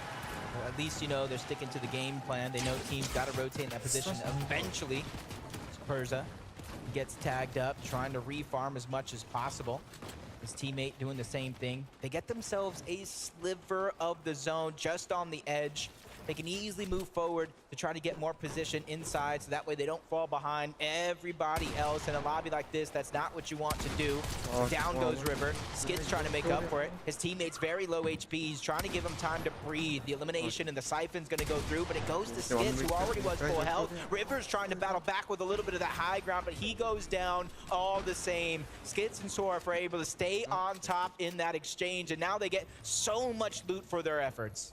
5 eliminations, by the way. Already 20 points collected for Skits and Sora. If you add that with a relatively decent placement, and these guys could be having the game to really mark themselves on the leaderboard. But the fact that they've already seen so much action, I'm curious as to how well it's going to translate in terms of how well they're going to be able to prioritize their positioning, because you have to expect that their surge damage is definitely well above the threshold. Yep, and phenomenal performance to start this day. Didn't really go their day yesterday, but if at first you don't succeed, you try again. Bully and Shadow, you saw them kind of contested. And you can see that North America has won 4 of the 6 matches played this weekend. NA is showing that maybe it's not as EU strong as it once was at the Invitational, but this is only the first 2 days. We haven't received or played in the grand finals on Sunday just yet. Things can change because we know the EU region likes to go ahead and VOD review. They like to practice. They like to save some of those secrets, if I may say so myself.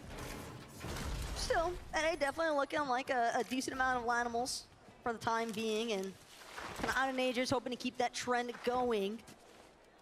Keep in mind, their day 1 certainly did not go the way that they would have hoped by any means. But the fact that we've even made it this far is already a testimony to the fact that day 2 was definitely looking better than yesterday's. You can see how well it's going for them. This time around, Kanata and Agers off the drop, uncontested, but quickly moving around. With the zone pulling towards the east side yet again. It's only a wonder what happened and why they made an opposite decision of what they made last game. But I trust them. They're the ones who made it here. I'm the ones just in the stands. As Kaizen and Clement, they're not too far off where Kanata and Agers once just were. They're trying to hope. I think right now the strategy is to get as much surge as possible with a lot of teams that are rotating in from the south, that are rotating from the western side. And that way they could probably rotate later on in the game. They could probably be one of the first ones now that they don't have to worry about it. But for now, they're just getting their loot cache, just trying to go ahead and shield up and ready for this next rotation. Azazi does go down the top of Mega City. He gets surrounded by both Source and Yumi. And Aim's the one that's trying to disengage. In the distance, another team on top of Mega City just trying to get their surge there himself. He has plenty of heals to work with. My only worry is going to be that men miss the HP because Zone is going to be pulling forward, so he only has enough time for so much. This array of heals, though, that Aim just keeps conveniently strolling through. You almost have to wonder if this was initially somebody else's base center over at Mega City. I mean, when you have several different teams that are choosing to prioritize landing there, you have to expect that players are going to be trying to accrue as many of those shield potions as possible, so that way they can maintain a good height positioning to look for those earlier surge tags. So definitely convenient for Aim. Not so much so here at the Creaky Compound, though. Noxy Crisp under a decent amount of pressure.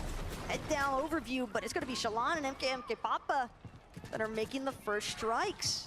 You see they're fighting over that weapons cache, and Noxy and Chris, that third party, is like a fly at a picnic, just buzzing around, just taking some damage, forced them to kind of disengage off the fight that they were trying to be the aggressors on. For Shalom and MK Papa, this is their chance here. They have the opportunity with so many extra heals there. They're already in zone. They could keep that base as theirs. Look elsewhere for Surge. Spot some teams trying to go for Rift Island. You saw them flying through the sky like majestic eagles. King and Phaser are trying to be one of the first ones there. They almost get beat to the punch by Moneymaker. And down goes King. He's 100% beat them to the punch, along with F9. Those two probably not going to waste any time as far as trying to actually base up around that capture point on the Rift Island. They'll also have the convenience of being able to get that overhead view of all these teams underneath. As far as MK Papa is concerned, though, able to spot out the player across the way. It's going to be Miro. And Miro, Cooper, we saw them last time, kind of hovering around this Rift Island. They know that there's going to be a decent amount of players kind of taking note if we're basing it all off of how game 1 went so far. And with that in mind, Miro and Cooper, they definitely were able to get some tags in the process. Nobody really contesting Rift Island this time around. Looks like it could be a possible 15 free points for Moneymaker and Fnayan. They're going to secure that underneath their belt and all the loot that does come with it. And Basque were the other team in game 1 to make that one come true, but this time things have gone a whole different way. They're below the Storm Surge threshold, slowly falling farther down. 63 below though with nice shots And Tabasco, he got the rocket ram out. He wants to finish and clean up some of those shots, but it's King and Phaser over on the other side. He's ready to have a crash landing. First one goes in, second one lands right next to him, but a couple of shots land onto Hen on his way there. That's going to slow things down just a little bit, and that could be a blessing in disguise for King and Phaser, because now they have a chance to stabilize. That's the problem as well for Hen and Bask. I mean, you spot a great opportunity to actually look for an elimination process, and yet on the way over, you're immediately lit up. There's just no such thing as a free rotation in these types of lobbies.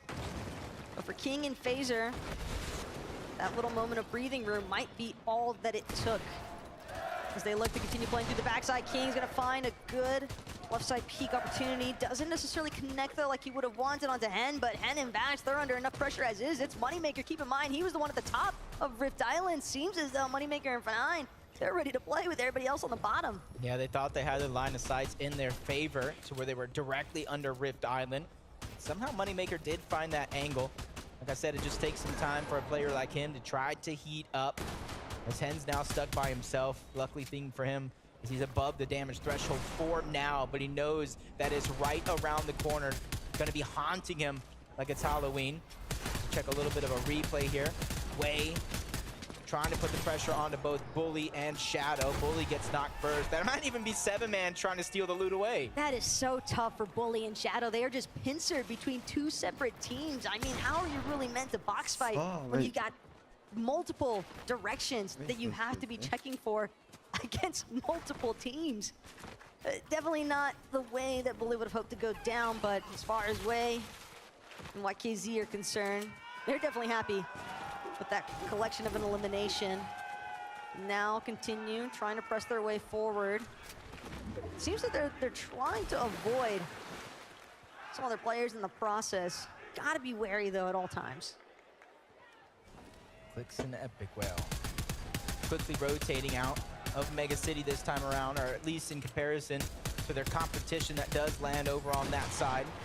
Firing shots off into the distance, and then instantly closing the cover. Doesn't want to get caught out, even though he wants Surge. He doesn't want to give up any free Surge either. And you can see Pink, he escaped almost getting eliminated early on in this game, and he found a way to get Vico back, but it came as a cost, Taco. They're below the damage threshold when it comes to Storm Surge. Luckily for them, it's only 6. That is barely anything. They just got to breathe on another team, and now they're hot on the heels of Batman Booga. This is the opportunity that they're trying to take in order to climb above the threshold before they fall too far below.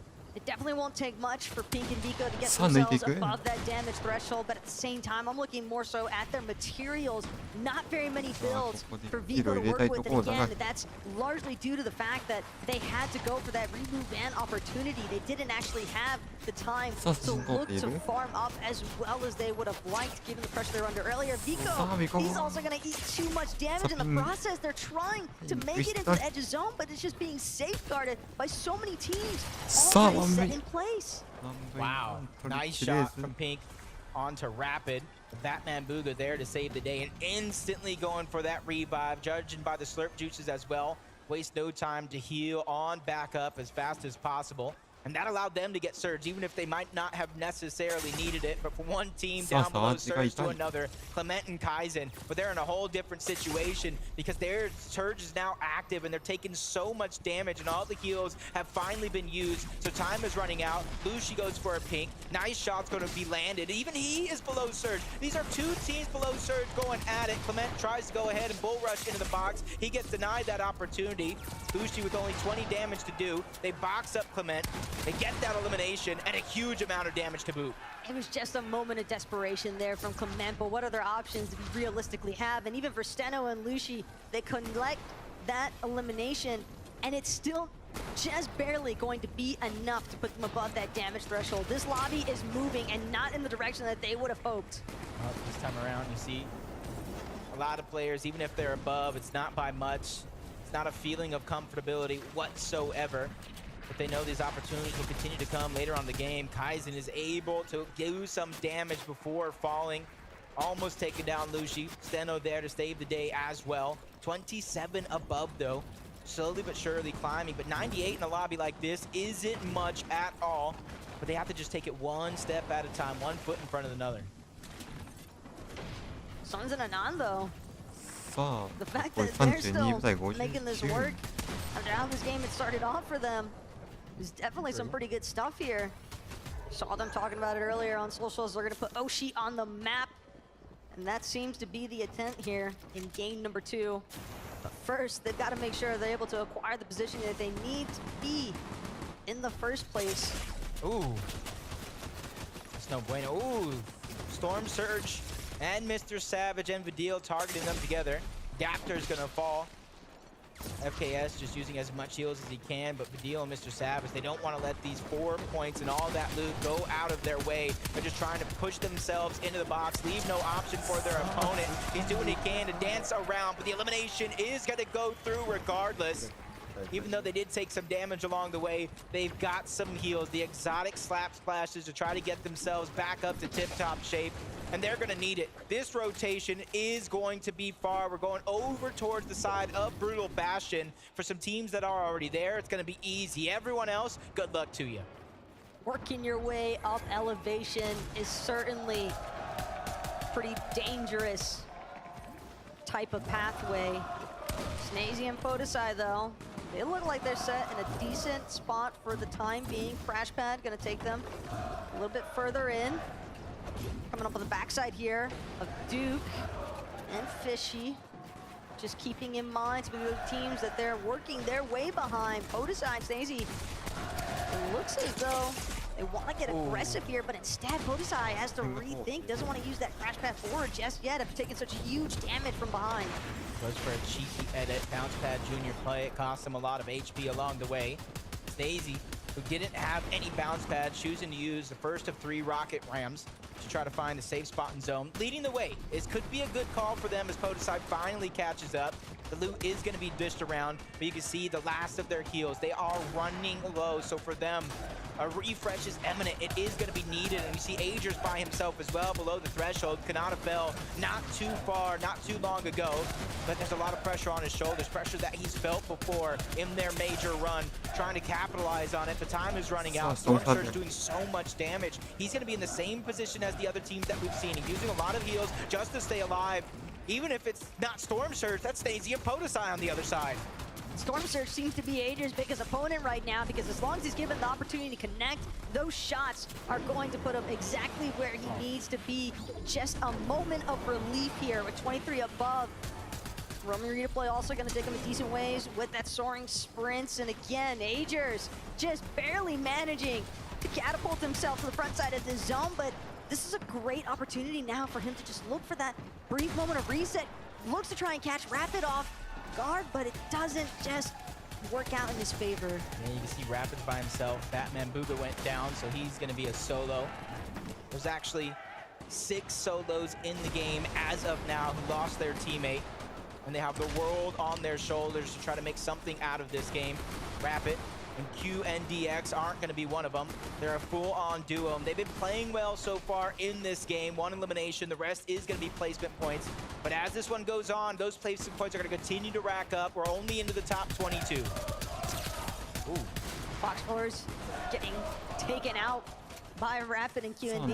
精度37 This underbelly type of play. 21部隊36人 Podesai now looking to work his way through these builds. Only has this heisted accelerant to work with. He's got to be quick with the action, lands the shots, gets the enhanced effects, but just keeps it moving instead. Doesn't want to stick around for too long. Doesn't want to risk the backup opportunity from some of these other duos. He just wants the tags. He just wants the damage, because that's going to buy him more time. I feel like I got deja vu all over again. Podesai solo going into the end game. He made something of it in that last go around. Can he repeat? 164 above the damage threshold as well. Not too much to worry about when it comes to that part of things. It's all about just staying alive. You don't want to run into the wrong duo, maybe one that's on the other side of that Storm Surge threshold. He knows so many other teams are below him. They're on top and everything. And look, this is almost like a repeat. Bryce and Chubbs on the high ground yet again. They said it's simple. They said it's easy, and they're ready to prove it be. Nobody else is going to try and challenge for height. Bryce and Chubbs will be all too happy to take it. Rapid going to be one of the first to fall here. Clean elimination there for Bryce, and now Podesai continuing, trying to work his way back up, but so much fire being applied to his build. He's down to just his last 2 remaining. He needs a refresh of some sort, but whether or not he's going to be able to find it is a different question altogether. 16th place so far. Half of those points come when you reach top 10. The other half are in the top 10. Podesize just trying to get as many as he can, but he goes down. That's Clicks. That's Epicwell who finds the elimination. Clicks gets knocked. Epicwell knows to try to go ahead without him, but a misplay on the bounce pad. He falls as well, but at least they got some points for their efforts. Consistency is key, but it's Adrian as the solo who is able to find that elimination and keep him alive within contention of that top 25. We're talking about consistency, and right now for Bryce and Chubb, so far they're consistently holding on to that high PX in. Kitos trying to tart through some of these secondary high layers. So far, haven't managed to encounter anybody just yet. Aegis though breaks through the building, doesn't want to find himself behind. That's going to be an elimination. Credit to Shalom is now PX in. Kitos try to tart their way forward, crash pad, get a shot up on height, but it's not enough to actually break anything or knock down Bryce. Yeah, but they're one of the few teams that sees what's going on above. They can easily try to make that a target if it's something they want to do. Quanti and TK, you heard him qualifying in that last game thanks to a big clutch by Quanti, trying to keep that show on the road. Reason goes down. Jan is trying to make up for it. Elimination's going to be found. Runs out of build, runs out of math. That's Nazi who's going to be able to take him down.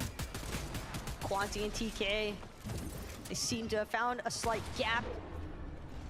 Nobody else quite discovering them just yet. PX in and Kitos though, they've managed to make a resurgence for the high ground.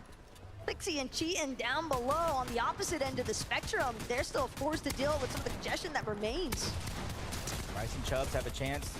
Brute win from the high ground, win from the low ground as Pixie takes down PH in. Saving that siphon for later. Now it's going to come in handy. As soon as somebody else does eliminate it, that is going to be TK who cleans that one up. Only one player here left as a solo. Quanti going around, goes for the high ground. That's Kitos, the final solo. He gets dropped in the palm of his hands, but he dunks on him as Cheatin picks up elimination on the TK. Quanti falls. Top 2 situation with Cheatin and Pixie being our final duo left alive. Kitos, on the other hand, using that early high ground to his advantage, but it only lasts for so long. Cheatin and Pixie take the game. What a way to state your victory royale. Cheatin and Pixie wasted absolutely no time with taking over the low ground, and we've got Frankie standing by to get into their minds. I do. To be honest, that looked like quite a calm victory from you, Cheatin. How did it feel on the lobby today? It's really nice. Like, we are full sec the whole game and just played it out. Yeah, you did play it out. You almost made it look easy, but it's not easy to take a victory royale in front of a very loud crowd here in Copenhagen. How are the nerves right now? Feeling a bit nervous, but it's fine. So how did you control those nerves when you were in those final fights? Yeah, we just went for low ground and just won the game from there. Do you think that low ground is a strategy that can work for you all the way to Sunday? I'm pretty confident that we are doing good on Sunday, so we just keep going. Well, you're doing good right now. For you, how did you get ready for this experience of being on LAN? We practice customs a lot and just play tournaments together, so yeah. Any customs you'd recommend? Noble. Noble, there you go. Custom Noble, check it out. Guys, congratulations on making it this far. I do need to ask, do you think you can take another victory royale now you've already got one? Yeah, 100%. All right, well, I love the confidence. So, boys, I'll let you get ready for the next battle bus as we head back to the desk. Congratulations.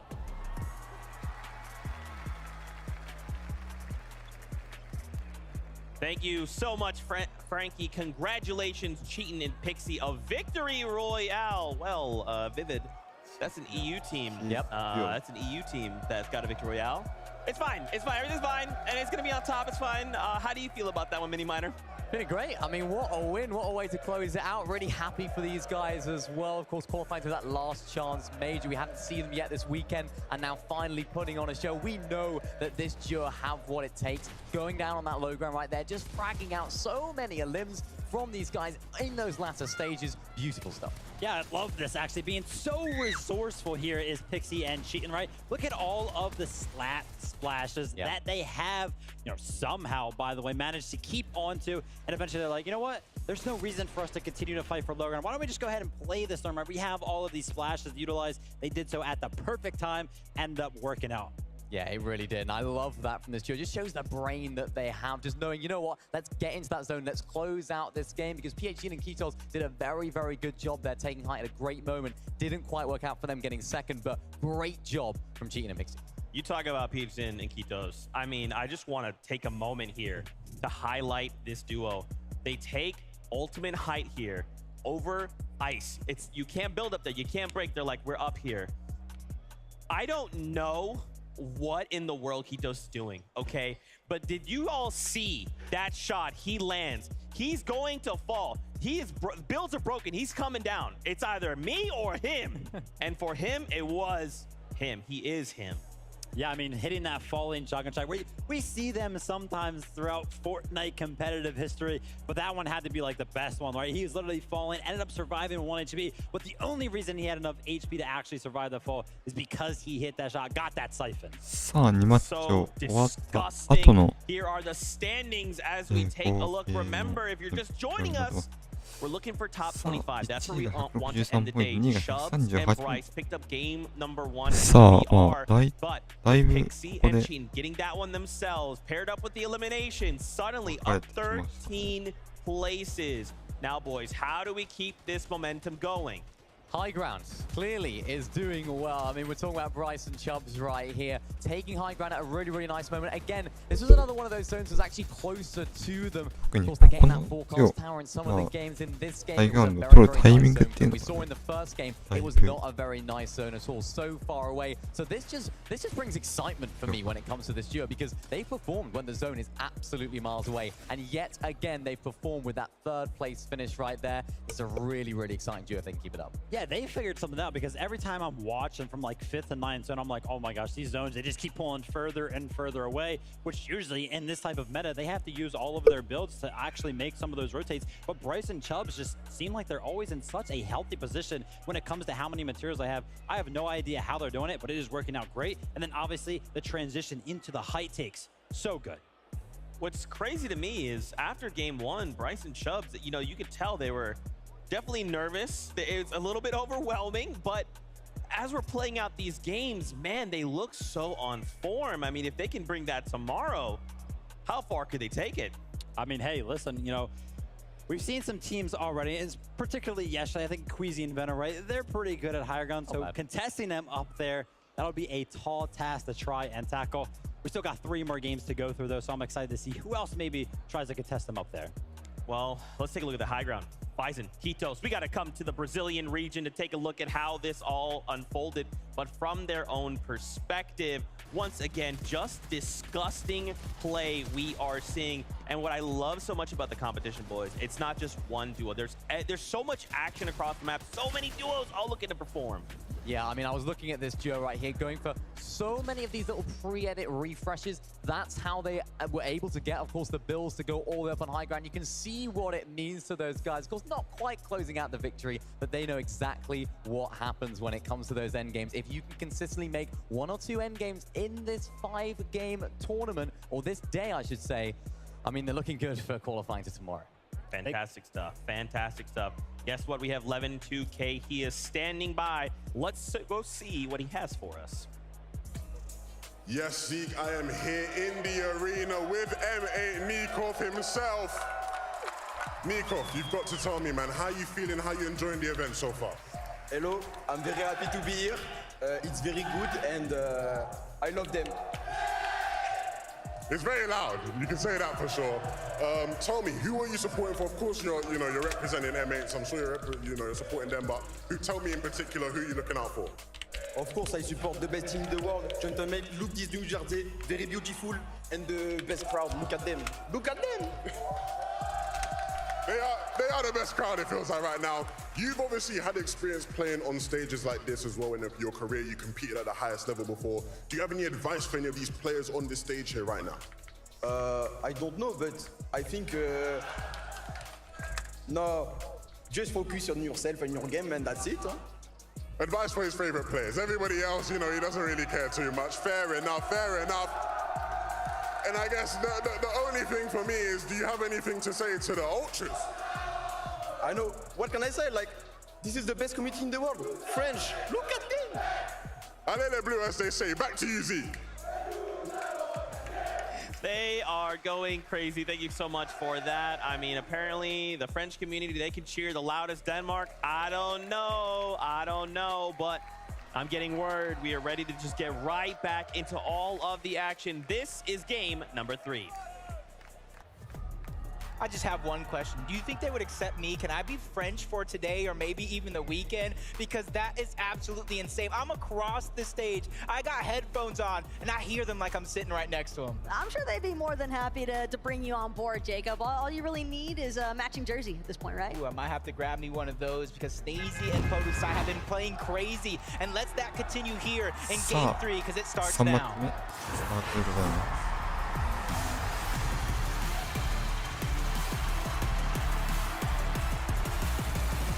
This is officially the halfway point.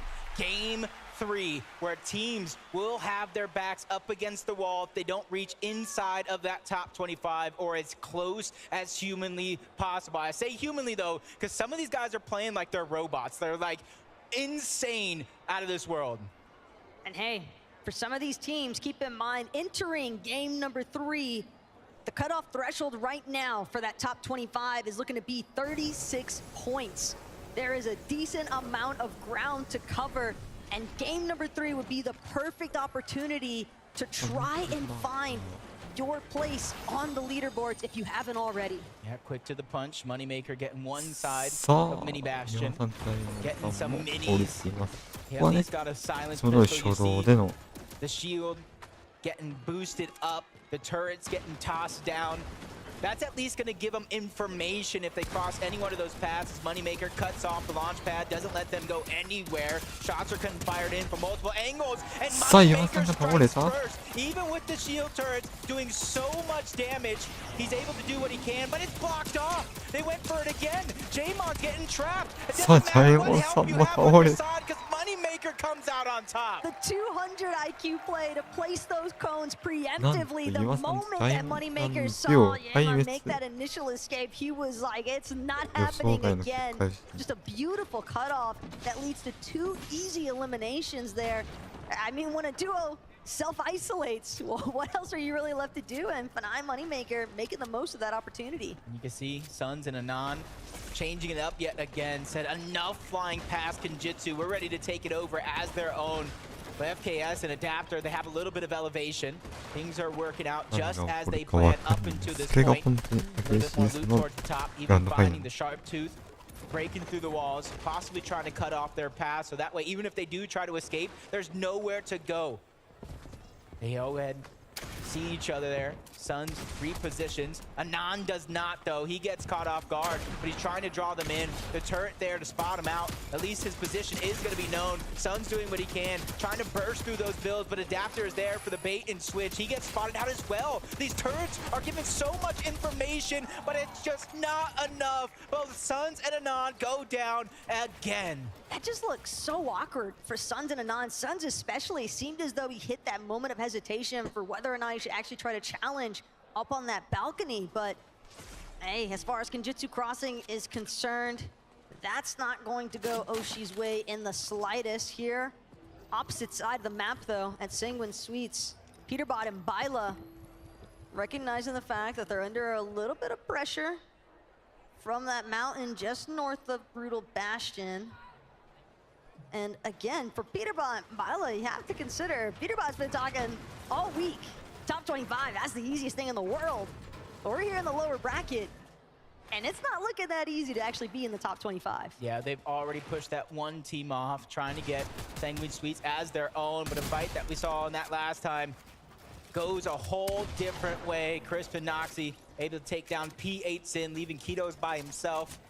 And if this has any indication, any sort of resemblance towards that last game, it's no worries. Kitos is as strong as can be. He already picked up a 2nd place by himself. And since it's so early on in the game, there's so much opportunity for him to go back, get that reboot card, get his teammate back up, because it's already happened countless times on the day so far.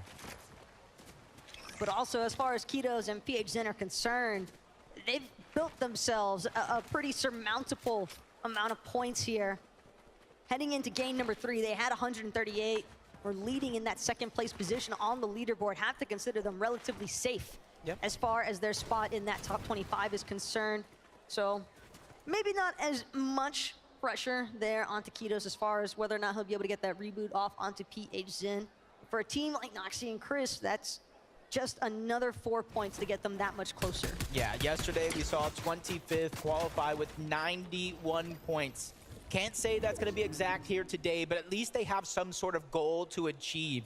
Anything is definitely possible. And you saw to start the game off that it was both Wixie and Curb on the other side, putting some shots down over towards Sanguine Sweets. But now the tables have turned. They try to get aggressive, but it's the angles from both Cheatin' and Pixie, the game number 2 winners, that are trying to chop him down to size. You see Pixie trying to go in, but he gets pressured as well. Everything comes to a standstill momentarily, waiting for somebody to make the big move, but hopefully it's not a misstep. They're separated. This might be the saving grace for both Kirby and Wixie, because they're 2 players that are 2 different regions as the shots get fired off. He's ready to finish this fight, breaks into the box, and takes down Cheatin'. This is what we came to see. A duo from 2 different regions coming together to make one. And already coming out on top. Another shot. さあ、ウキシーが倒れた。ウキシーが。さあ、ここの 1v1 は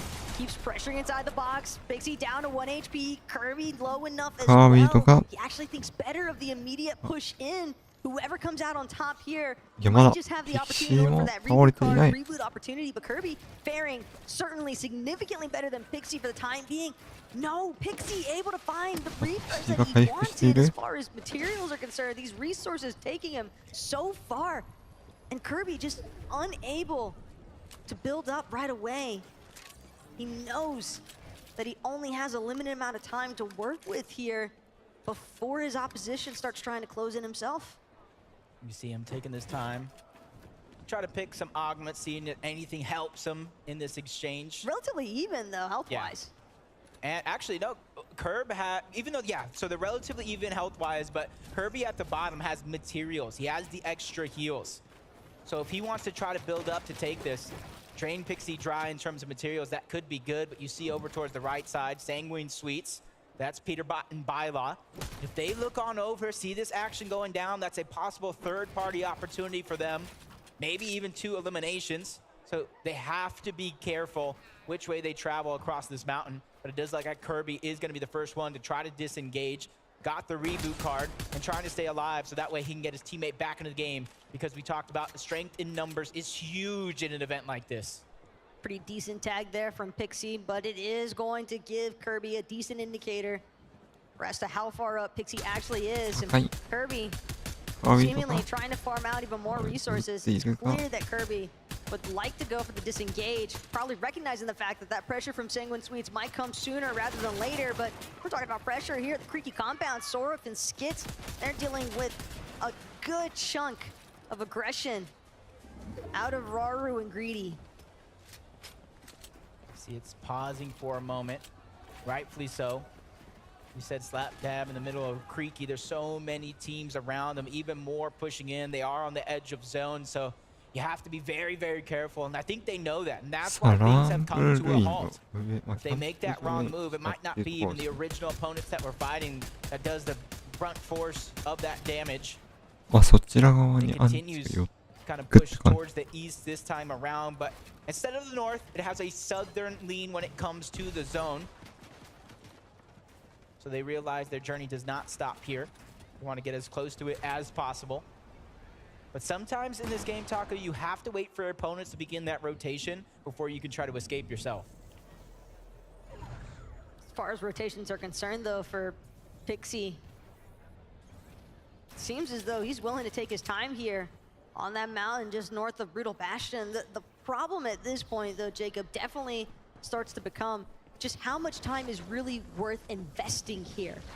Because it seems as though Kirby is definitely cool with just letting this go through and disengaging entirely. But I guess we do have a listening to get more insight for as to how the players are really thinking. Maybe we can sneak on Billy. I'm down. Shall I come now? Get the stats? Yeah. Okay. He was here. Come. Run. This is all like... On me. 40. I'm crash fighting on him. Yeah, I'm on you. Going for Moto. Cracked him. Dead. Nice, bro. Don't worry. Got him. Nice find by both Pink and Vico to take down one. And that's a team. When they went down in Game 5 yesterday, they were in 24th place. They were forced to watch every team that got into that top 25 pass them and send them down to the lower bracket. King and Phaser, they're trying to have a second chance at life. Skits and Sorf is another one. Yesterday definitely wasn't their day. Today is a whole new chapter in their story, and this is one that I'm excited to see finish. But they're still stuck around both Greedy and Raru. Neither team really able to rotate just yet. And I think when push comes to shove, at least Greedy does have that rocket ram to try to get out of a tight spot. But if Raru doesn't have one himself, that could be possibly why they're waiting for the moment that the players above them try to rotate first. And everybody in this position is going to have to rotate because we get another far pull to the east side. So this is going to be huge. At the same time, though, you can tell that Skits and Soar, if they want a piece of the action, if they can make it happen, they know that their surge strategy has definitely been difficult to come by. So 1 or 2 eliminations right now would put them in an excellent position to just prioritize positioning. Rotations can just be so make or break at this stage of the game, especially when you factor in that there are going to be teams throughout the match looking to acquire those forecast towers that have been such a huge help as well. And you saw that stat that popped up, 1st and 25th, the exact same amount of points through these two matches as they were yesterday. And if that continues, you got to look at that threshold from when they qualified. 25th yesterday in the upper bracket, had 91 points. So that's the threshold they're looking to come close to, even past, to give themselves the best chance to reach our global championship final. First place is a $1 million split between two. That's more than enough money even I know what to do with. Well, it depends on who you're asking. True, I might just buy food. $1 million worth of food. Noxy, Chris trying to rotate away. Hen and Vasquez trying to make up for that last game. At least they have the Rift Island underneath their belt from Game 1, giving them a 15-point boost. They just have to try to continue that pace. They've done more than enough work in the first half. Sometimes it really feels like nobody wants to be the first person to shoot. When you can tell that there are so many other teams surrounding you, the moment that you sound off shots, it just draws so much unwanted attention. And then you have to split your focus. And how many times already have we seen teams where they try to separate a duo? Maybe they're temporarily successful, but even with that circumstance on the mountain north of Brutal, but more on that later. Because right now, Skit, Sorif, we're talking about them wanting to get a little bit more active here. Shot not going to connect in the way that they would have hoped. Maven Auto primed, ready to go here for Skits. He looks to reposition, wants the high ground over Raru and Greedy. Crouch walking, just seeing what he can come across here. Greedy, Raru. They've got to be suspecting of who's going to drop into their box. Maven Auto shots are firing, but it's going to be Sorif who comes out on top. Ultimately, the tag team damage more than enough, and a nice, quick and clean double elimination process here for Skits and Sorif. Like a double elbow drop off the top rope. Cleaned house, Fishy and DMK. Trying to go for Rift Island. DMK taking some damage. And that's the thing. Even though there's a lot of elevation, a lot of line of sights over on the top of Rift Island, for the players that are in the distance, for the ones that did build their surge base, that also allows them to go for those shots onto you on that Rift Island. So far, nobody really contesting it. Maybe one team nearby thinking about it. But I don't think that one's going to come to fruition. So for them, it is going to be a free 15 points. A whole lot of loot on top of that as well. And a pretty decent spot to look over the rest of the lobby. Maybe catch wind to players like Savage and Medeal, who've got their split bases right now.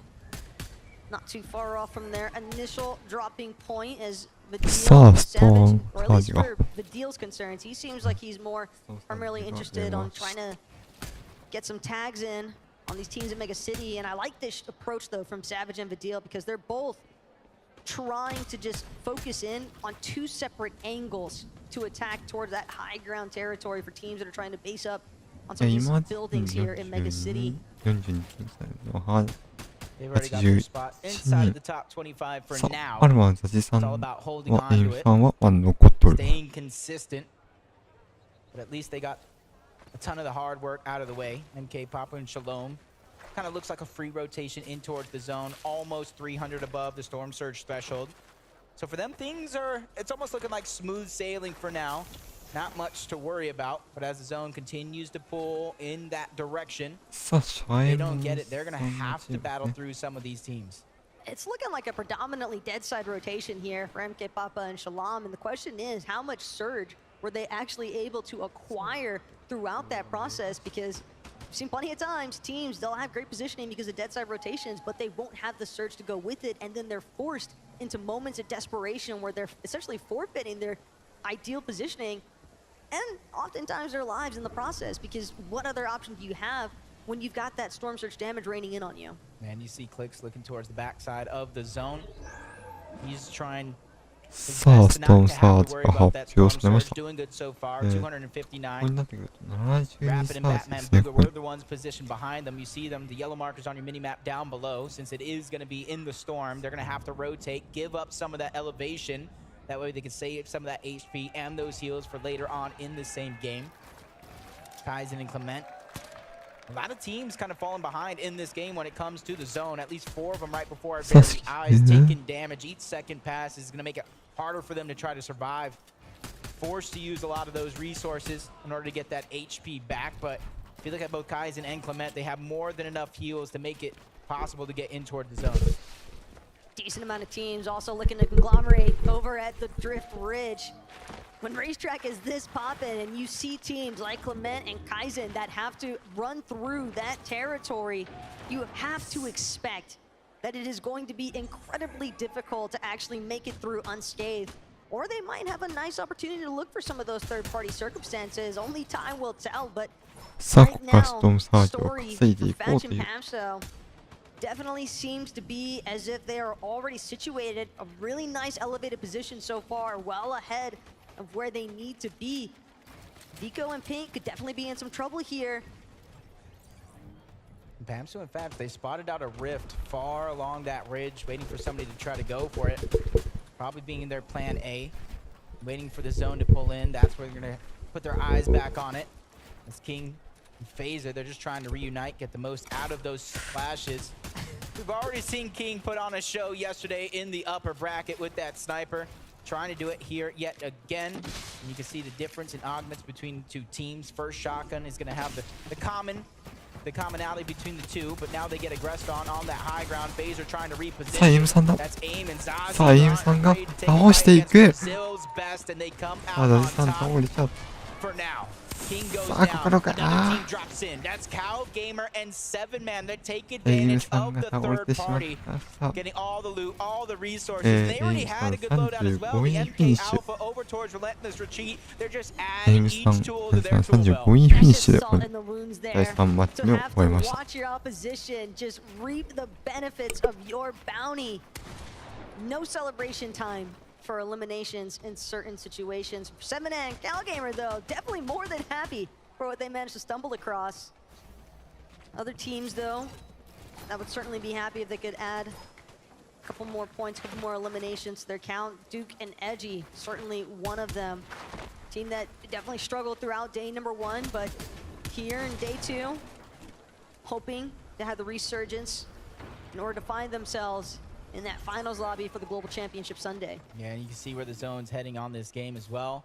Very, very similar to that last. We're going up mountains, down water.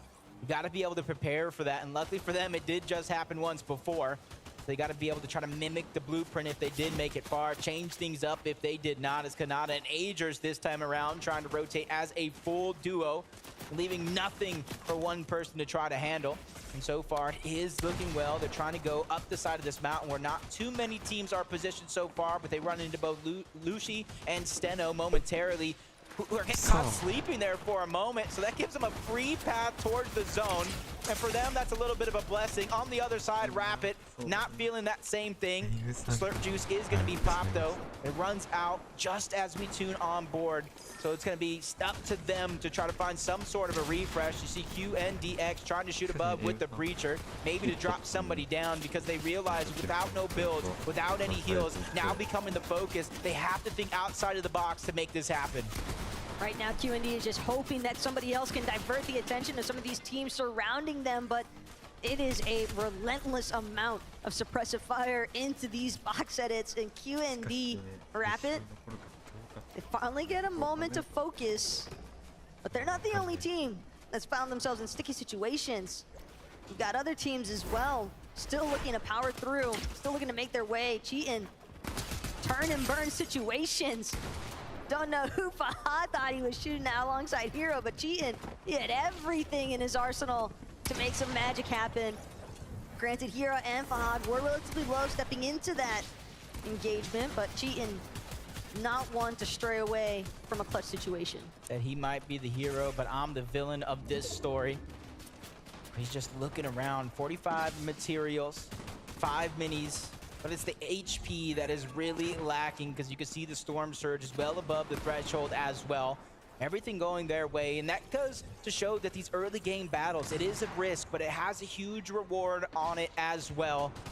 As a lot of these teams finally make it to the zone, but most of them are stacked up on the west side, a little bit more on the southern edge as Batman, Booga, and Rapid, they made that rotation around Mega City, trying to dodge line of sight to both Clicks and Epicwell and everybody else on the side of that mountain. They've been doing a good job. They were at the top of the leaderboard and they're holding on to their position. You see them there in 6th place. If they can continue this consistency, remember the 91-point threshold. It isn't official, but you got to imagine it's going to be close. But depending on where Batman Booga actually chooses to throw that business turret, he might be able to catch some of these teams off guard or at least get some decent information.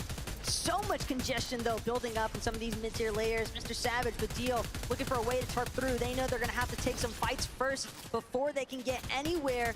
Clownski, Grolls, going to fall right in front of their very eyes. Pink and Vico surrounding Mr. Savage and the deal as well. It's going to be 2 players trying to enter the box. Wow. Ursa eliminated off a rip.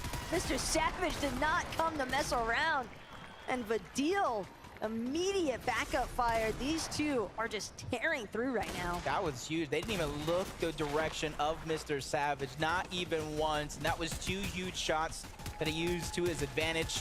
As Clicks and Epicwell finally find their way in towards zone, but as soon as they do, it pulls towards the left, where a lot of those teams are congested on that side of the map compared to the north side, and they're ready to fight their way through. But very, very little heals to their name. At least Epicwell, once it slows down just a little bit, can throw that business turn down, try to get some information, but for now, they're trying to beat everybody else to the punch. They don't want to be the ones that are being held out by more than half of the lobby, and you can see the different elevated teams, some high in the sky, others far below, but they're finding any nook and cranny to go through, but it's Clicks who actually falls to the deal. Even Bylop picking up an elimination. Kaizen's left by himself. Epicwell trying to survive. He's doing everything that he can because placement points haven't really set in. A huge shot towards the back, and he goes down before able to stabilize and use that slurp juice, and that's going to be a huge treasure for somebody to find. Massive for Lucy and Steno, as they're the ones we saw a little bit further towards the center of the zone, but now it's going to be a scramble. Everybody's got to get a move on in order to make it, as the moving zones will become all the more problematic for these players to deal with. But Vadil and Savage, they've done an excellent job at just holding down their positioning in that mid-ground. I was going to say it looked like a safe rotation, but don't be fooled. Players are hiding around every corner. Shields are going to get dropped. It's Cal Gamer and 7-man showing up big here on the high ground for now, but ninth zone, we've seen so many teams get tossed below due to rocket rams and sneak attacks. Kaizen's trying to break in and do one of those himself, recycling a bounce pad, hot on the heels of Frosty, but he doesn't go as high, so that player is going to be able to escape for now, and you see Kaizen, he's trying to recycle as many builds as possible, but he gets tagged up, forced to use, down to 5. At least he has some heals to work with, so he has a chance to stagger himself, but only for so long. He's down on the threshold. MK Papa falls, leaving Shalom by himself. He has more than enough to work with. but that's only temporary because 25 builds can be gone just like that, especially when there's so much pressure being applied both above and below you. Shalom just trying to figure out which direction he wants to go next. Maybe spotted out Hen directly next to his box for the time being, but Kaizen, he's still making the most of things. Lash Splash going to be used, but a rocket ram to quicken the rotation. Jess has to hope that nobody spots him on the way back down. Miro gonna be the first that he comes up behind. Kaizen actually finds the knock onto Miro, the elimination siphon, a little bit of a materials refresh, but Cooper with a quick revenge. Almost a huge W for him. Into the top 13 we go. Majority of the placement points have already been picked up to this point. But if you want to make sure you qualify, you got to continue going. Badil under pressure. Mr. Savage said it himself. Badil is someone I trust to frag out at the end, to pick up these points. If he has a moment to stabilize, he could get some HP back. Shields on top of that, but running out of resources, fresh out. He's going to have to think of something outside of the box, inside of somebody else's box, into the distance, lands a shot onto Source. That gives him a little bit of a speed boost thanks to his accelerated Maven, even gets a knock onto Peterbot before going down altogether. The sabotage though さあ from 残り6部隊になりました。 Peterbot.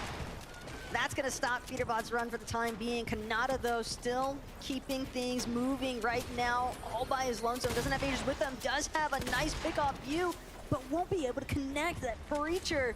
So good at destroying builds, but can definitely be tough to land some shots. Calgamer on the top, along with Nutty. Hopefully they don't run into each other, but Calgamer knows where his teammate did go down. Even though his 3 boot cards, some would say he's going after, but it's all that materials into the top 5. 3 players are running around as solos. Bylon is going to be one of them, but the Kings on top of the castle for now is going to be polarized and scented as they fall down below. Calgamer was another one. A nice shot's going to be landed, but no resources continue to build up for polarized. But scented is there. They put the pressure on. A lot of damage, and the siphon goes. さあ残り3部隊。さあ Bylon flies next. 2v2 さあ situation. 数 NA 日。 versus NA. Duke and Edgy versus polarized and scented. But this is going to be drawn out just a little bit. The building of Mega City, it's indestructible. It's hard to break through. But Duke finally finds the wall that he can bypass. A little bit of builds, a little bit of resources left. Duke and Edgy, they know that they needed this one. It's been a tough time so far in these first couple of games. And for game number 3, this could definitely be their moment. Polarized and Los, though, they're not looking to let it go anytime soon. So Center and immediately taken back down. Edgy stood no hope here. Now it's Duke left in a solo clutch situation. 2 of NA's finest directly above So them. Tik Tok. うわさあワンプ今。うわ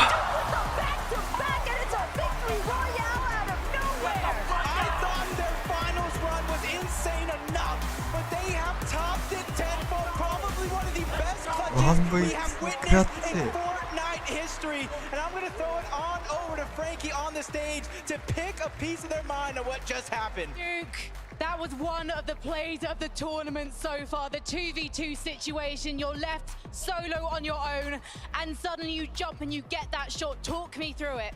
I'm just in shock. That was like, I don't know, I just one-pumped the first kid and side jump and just hit the other one. I don't know, that was crazy. It was centered and polarized. You took out your North American brothers. Does that make it any more satisfying? Yeah, it does. Yeah, it does. And I've got to come over to you. That must have been terrifying watching your partner in that situation. Yeah, I mean, I was just going for a play and it didn't really work, but I'm just playing the best player in the world. You just won it. I don't know. So, Edgy, what's happening then when your partner is solo? Are you talking to him? Or are you just letting him feel and listen to what's happening? I mean, since I'm knocked, I can't really see much, so I'm just kind of letting him focus, do his own thing. But I mean, if I was spectating him, I'd be able to help him out a bit. But right there, I wasn't able to help. And just how much did you need this victory royale today? A lot, just so like I could get the qual out the way. Yeah, needed a lot. And hopefully we will see you in Sunday. I mean, the chances are now very high. What would it mean for you to raise that trophy tomorrow? It'd mean the world to me. And you? I mean, it's just my dream. I just want to, it'd be amazing. Well, Dukes, I hope your dreams come true. Thank you so much, Edgy, as well. Congratulations, Copenhagen, let's hear it! Congratulations.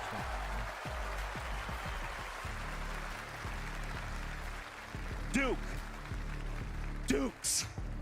What on earth are we seeing transpire here on LAN? There is no world where stuff like this can happen, and Dukes just says, watch me. My gosh, the story of this as well. Scented up against Edgy, old teammates. Edgy goes on to win an FNCS. Scented looking for that title. Old teammates head to head, and Dukes is the one to slam the door closed.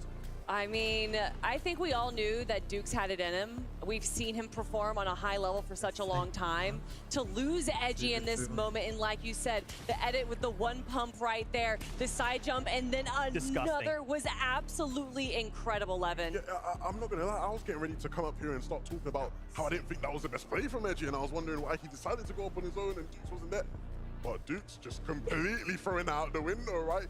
There are no situations where you expect the solo player to win that, right? I mean, you know, you don't expect him to go in and just hit both one pumps just so easily. You saw Duke's reaction. I don't even think he expected to be able to do that. So I cannot wait to see how far they're going to be jumping up now. And that was just such an incredible end to that game. You know that's going to give them the confidence boost that they need. Yeah. NA going head to head for that last victory royale moment. Now, of course, I didn't forget one big key factor here. It's 11-2K and Kelly Link are joining us here on the analyst desk. You guys can give them a big warm welcome, but my gosh, that was insane. Let's jump to the standings. Remember, if you're just tuning in, this is the Global Championship. At the end of the day, we're looking to come top 20 to move on to tomorrow. Chubbs, Bryce, they started the day with the Victory Royale, and they have not let go of that #1 spot. But as we take a look at this leaderboard, I mean, this stuff is changing. Agers and Kanata. Yesterday's performance, lackluster. Today, though, top 2. Yeah, I mean, Kanata definitely having a better day now that he's not having to go up to the likes of Thomas HD and Malibuka right there. But even when he does lose Ager, you know that Kanata is focusing in right now and is able to grab some great eliminations with Agers. Yeah, and I mean, he's repaying the favor, right? It was only a couple games ago where Agers was the one that was, you know, doing his best solo sort of efforts to try and survive in these games. I think the big thing here is, like you said, right, they're not having to deal with the pressure of going up against Thomas and Malibuka. Kanata himself said, look, we're going to come in today, we're going to be much more prepared, and they're definitely delivering on that right now. For sure, for sure. Now, just a reminder here, we are halfway through the competition today. So the players will have a little bit of a moment here to get up, go grab a snack, go talk to the coaches, whatever, decompress, because we have 2 more games before we call today close. Much to discuss so far. I'd love to kind of get your guys' thoughts. You've been watching the games. I wanted to kind of see where you guys are at coming in so far. I mean, for me, I think we've seen a lot of incredible performances from teams that I think a lot of people kind of wrote out. And I just want to talk about Batman Booga and Rapid. Batman Booga has been a player that has grown over the last few years right here, and jumping up into this 3rd place spot, I think showcases it so well. Yeah, 100%. You know, it's not an easy situation, especially coming into this stage of the competition when you're in that lower bracket. It's very, very difficult. Of course, you see now the effects for Duke and Edgy in terms of that performance hasn't on them, right, where they're now sitting in 14th. They're a lot more comfortable of a position for them. But then when you look at some of the other names here, you know, there are a couple of these names where, even though they're currently in that top 25, they need, you know, to continue that, because there are definitely names people will expect. And just sitting on the bubble there, Podesai and Snazy, 23rd. I personally want to see them qualify just because I want the M8 fans here on Sunday. You know what I mean? I want to hear them going loud. But of course, very, very close to being on the Another big team that we're looking at right now, and that screen was Thatch and Pansco, another fan favorite right there. Very close to the bubble of the 25 that are going to be moving forward to tomorrow. That's right. And I think something we need to call out from yesterday is in the top 25, yesterday was 91 points. That's the target that got people in yesterday. Now, of course, today's a different day. That's fine. But still, we know if you can even just break 100 points, you very well might be guaranteed to go to the Global Championship Grand Finals. Levin, I wanted to pick your brain a little bit. So right now, yesterday and a little bit of today, we're seeing NA maybe show up a little more aggressively than we see EU has. Why do you think that is? A big part of what I've seen in these games that's been super interesting is just actually how the mid-ground and low-ground lanes are being played, right? I think one thing about the NA teams that we've seen that's been so effective for them, a lot of them being a lot more proactive, right, in these moving zones, making sure they're getting ahead, looking back for refreshes where possible. Even in situations where we're going into these end games, a lot of the time the NA duos are together, right? You look at some of the teams from other regions, a lot of solo play having to go on, and it's not an easy lobby to solo clutch in, right? Whereas these NA duos good at very much staying together, staying ahead of the zone, and being able to capitalize them. Yeah, I definitely agree. I think that we're also seeing a lot of these NA players kind of pulling out some not necessarily unheard of strats, but I do think that they're kind of surprising the rest of the lobby in this situation. Yeah, do you guys feel like nerves are playing a factor? Because it just feels like this is the time that we need to be pulling out everything we have, right? With 2 games left to go, we have to make sure we do everything we can to be the top 25. A lot of duos outside of that bubble, that time, that window is closing very, very rapidly. So what are just a handful of things we can maybe change up? Is it the off-spawn fights? Is it Storm Surge? Like, what is getting in the way? Well, we've already seen some changes, especially in that game where JMod decided to change his drop spot from Clicks to Moneymaker, and obviously that didn't work out for him because Moneymaker was able to grab that elimination. So I don't know if a lot of these teams are going to be trying to change their drop spots, more so how they handle their drop spots instead of going for the 50-50, maybe backing off a little bit. And we are seeing a lot of these duos have a good time where they know when to disengage. Yeah, for sure. For me, I look at it and I go, it's going to be a lot about what happens in the mid game, right? I think that's where in any sort of global competition, when you have so many different teams from so many different regions, the difference making a lot of these games is what you can actually do, the places you maneuver, how you get your surge, right? Certain teams are accustomed to doing things in their region, right? They know the team in a POI nearby is going to behave in a certain way or take certain positions. You come into this lobby, it's completely different. You know, certain places where you would typically go for big damage that go to your surge total, you can't go there now. You're not getting that same damage. How do you adapt to that? That's why a lot of these teams are struggling, and that's where you're going to have to, you know, make up the difference if you want to start pushing yourself into the top 25. I love this conversation. We'll continue to talk about this, but first, Mini Miner. We've got him standing by with Amar. Mini Miner. Let's hear what he has to say. Thank you so much, Zeke. Absolutely, I'm here with the legend, Amar himself. Everybody, we got a little bit of round of applause there. I mean, you're a legend. I mean, let's bring it. Okay, give it up then. Okay. He's a legend. I mean, we don't need to tell you that. But, I mean, you are a legend in the EU scene, right? It's a global competition. For those that don't know you, what do you do? What is your role in the community? Basically, I'm doing like viewing parties for like, I think 4 years now. I was playing competitive myself. I was summer skirmish winner week 6, I think, back in the day. So I was a pro kind of, but then I just got too old, too bad. Yeah, and then the stage is like for all the young people, you know, making their bag, they're living out of it and being with passion about it. And same with me, but I'm doing viewing parties, you know, and this is what I do. And I host my tournaments and yeah, some in-game stuff. That's what I do. I love it. Now, of course, you are here in attendance doing a viewing party yourself. Tell me what you thought of the game so far. Have you been enjoying it? Oh, I'm saying yesterday was crazy. Like yesterday, every end game was hilarious. Like you couldn't predict who was winning, who was on top, and you know they're making clutches. This Siphon is the best invention ever. I think everyone should applaud for Siphon here in this hall. Siphon is the best invention ever because I think the clutches you can make with Siphon is crazy. Okay, sorry Epic Games for saying that, but I had to do this. But yeah, I think like today was also like really focused because like a lot of German players are playing right now, and I'm cheering for them. Vidil just qualified with Mr. Savage. Like, I just love this. Reason has to qualify with Janice, and Vico has to qualify with Pink. Same as Click, so, you know, I'm cheering for a lot of players. Hen as well, yeah. My boys are over there. That's great. Now, we know who you're cheering for. Of course, you're doing a viewing party. What has your chat reaction been like? Tell us, give us a little insight into those vibes. Who are they cheering for? Oh, same as me. I think that's why we're so similar. And also for the Frenchies, of course, for Snazy, Partizan, you know, make it up for them. Gentlemates, great organization as well, yeah. They're doing good stuff. That's great to hear. Now, thank you very much for coming on this interview. Just quickly before we go, where can people find you online? They can find me anywhere with Amar, yeah. Amar, easy as that. Thank you so much for coming on, and we'll leave it back to the desk. Thank you so much, Amar. It is fantastic to see you, and we're happy that you could be here for this event. Man, oh man, there's still so much to talk about. We have about another 9 minutes before we start kicking the competition back off.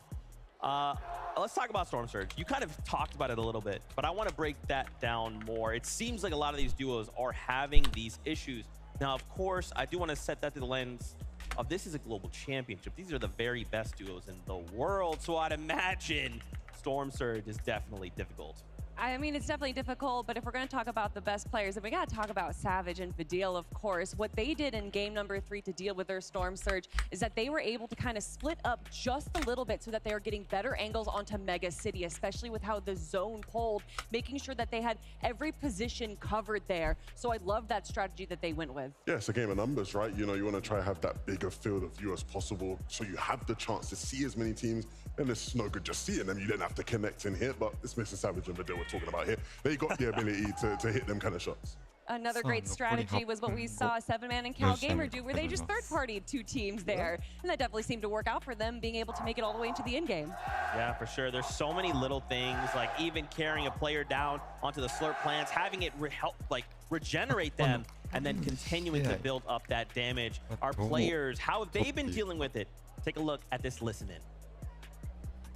Watch out, there's more people in Tilted. How many white did you bring? I have you have two medkits on you. I have 2 medkits too. Okay. I brought 4. Look north. People are gonna get ahead of us north. We fry them. Northwest. I'm staring at north. 40 crack. Okay.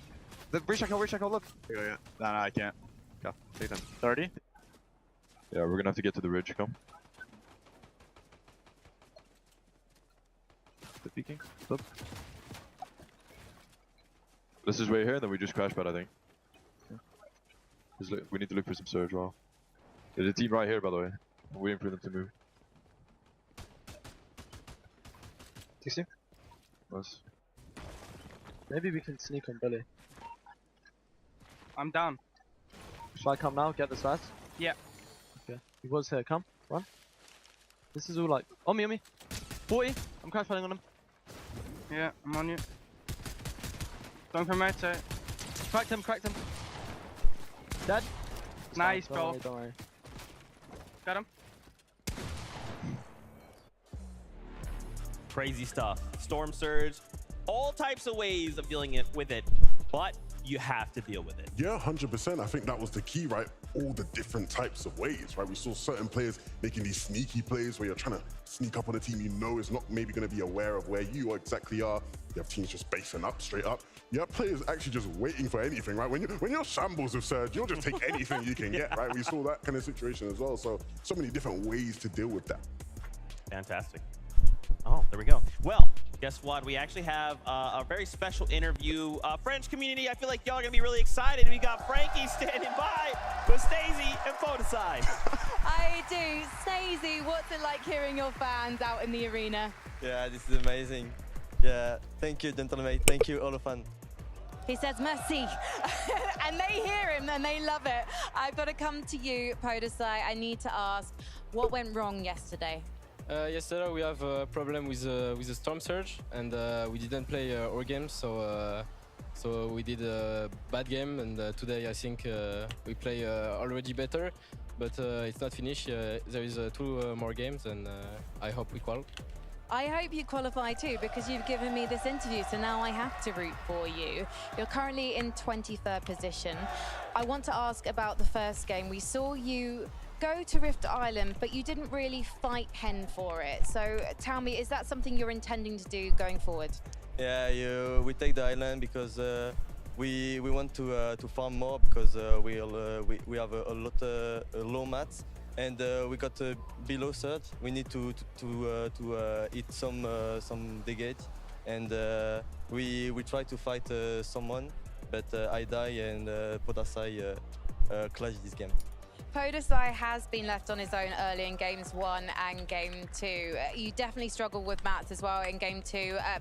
Tell me how you feel when you are left to solo clutch it out.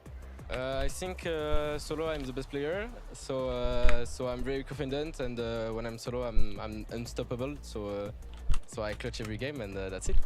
Well, I can't wait to see if you can clutch out a game later today. But before I let you go, because the fans are out there cheering your every answer, would you like to say something to them in French? I'll let the 2 of you stand side by side and share the microphone.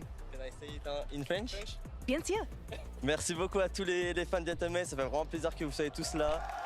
Vous nous apportez beaucoup de soutien, on vous voit tous crier quand on arrive et tout. Vraiment, merci énormément d'être venus. Et puis on va essayer de se qualifier pour vous rendre fiers. Une dernière fois les gars, gentle. He's going for the win. Merci à tous. Thank you so much. Thank you fans as well. Thank you so much, Frankie. What a fantastic interview. You can see the French community going absolutely crazy. I believe the saying is "Allez les bleus." Is that right? That's all the French I know, really. That's it. That's it. I hope that was enough for y'all. We love y'all. They're so passionate. So are the players. The fans here have been absolutely amazing. If you were able to make it out here, man, the energy here, the vibes here, it's just unlike anything else. And you have to feel that that's definitely inspiring the French duo with all these players, all of these fans respecting, giving them shout outs and everything. And I think that in an instance where they might have had some tournament jitters, I think those are now gone. Well, yeah, you'd say that, but then again, it's like they're 23rd right now, sitting just on the edge, right? It's getting close for them. They have to make good use of these last couple of games. I think they can do it, though. I think they've shown today that in a clutch situation, one of them is going to step up. Of course, it's been Podesai a couple times, but I really do believe in these guys and their ability to make it through. I mean, definitely with that high-set accelerant shotgun right there, he was able to not just grab eliminations, but also move through the zone as a solo player. Mobility is so important. So being able to do that, being able to just get a few more points with that was definitely beneficial. For sure. Another duo that jumps to mind, Janice and Reason. Amar actually talked about them on his recent interview. Another duo looking to end the day in the top 25. How do you guys feel like they've been performing so far on the day? I think you'd probably say they're near enough safe, right? I think that's what Amar feels. I think that's probably what they will be feeling as well. Realistically, Janice and Reason are a team that I don't think should have been playing in the last chance major whatsoever, right? I think this is a team that is more than good enough to have qualified straight for the majors. In fact, if you rewind your memories all the way back in Major 1, after day 1 of the grand finals, they were in first place. Like, they should have been here when you think about it, right? And so I think, you know, these guys will be happy knowing that they've probably done enough to make it in there, and they'll have a big chip on their shoulders coming into Sunday, because definitely a team with a lot of pedigree, a lot of fans, a high status, and all the ability in the world. So you're already calling that they're making it into Grands tomorrow. Wait. Is that 11 2K guarantee? I can guarantee that Janice and Reason will be playing tomorrow. Well, we have proof. We have proof. The script is leaked. That's it. That's it. The script of the future is leaked. But of course, for all you fans, if you believe in duos out there, please just shower them in love and support. Tweet at them, send them, I don't even know, all kinds of messages on all social medias. Just support them, right? These are some of the very best players in the world. They've worked so hard to be there, be here. So please just send love their way. We are getting closer and closer, and all my heart can think about is that bubble, the pressure. If I am anxious, I know these players are. Well, I think a duo that's probably not too anxious right now is Chubbs and Bryce. And although they didn't have the best game 3 that we saw, I think they went around in zone 9, which again is pretty good after their performances in games 1 and 2 right now. I think that they're feeling pretty confident. Yeah, no, these guys have been very, very good today. And that's an understatement, right, when you're in first place.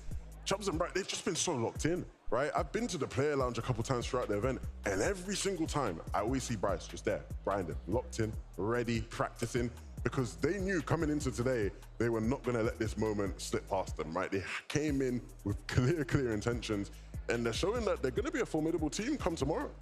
Yeah, is there anybody else that kind of stands out or you know, you would argue is going to kind of affect the lobby as a whole? I mean, Mr. Savage, the deal, right? Currently sitting in that top 10. Probably a lock.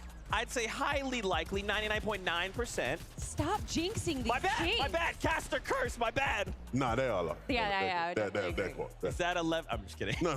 We're not doing that again, mate. We're not doing that whole spiel. But sure, you know, these guys being able to come through tomorrow, again, maybe a duo that probably should not have made it as far as the last chance, but it should have kind of gotten through before, but... One placement off, right? One placement off, in Major 2. How can we maybe see them affect the lobby tomorrow? I think honestly that they're doing a pretty good job showcasing their ability today right here. They've kind of shown a lot of strats that showcase why they are in the position that they're in the top 10 right now. I think they're doing a great job, and I think they just kind of need to keep going with what they're doing. It's interesting, right? Because when you talk about the effect they can have on the lobby tomorrow, I'm going to expect something very different from them. I think when you look at the way they've played throughout the year, the way they've even played here, it's been impressive in terms of then maybe shaking up what we expect to see tomorrow. I wouldn't maybe go that far, right? Maybe with a Chubbs and Bryce, it's different because we've seen in these games the way they're playing height is a bit different to some of the NA teams. You know, we've seen the EU teams dominate. Not many of the NA teams been playing for height. Those guys were. So again, when I see shake-ups in the lobby, I think, okay, how do these guys come into the equation?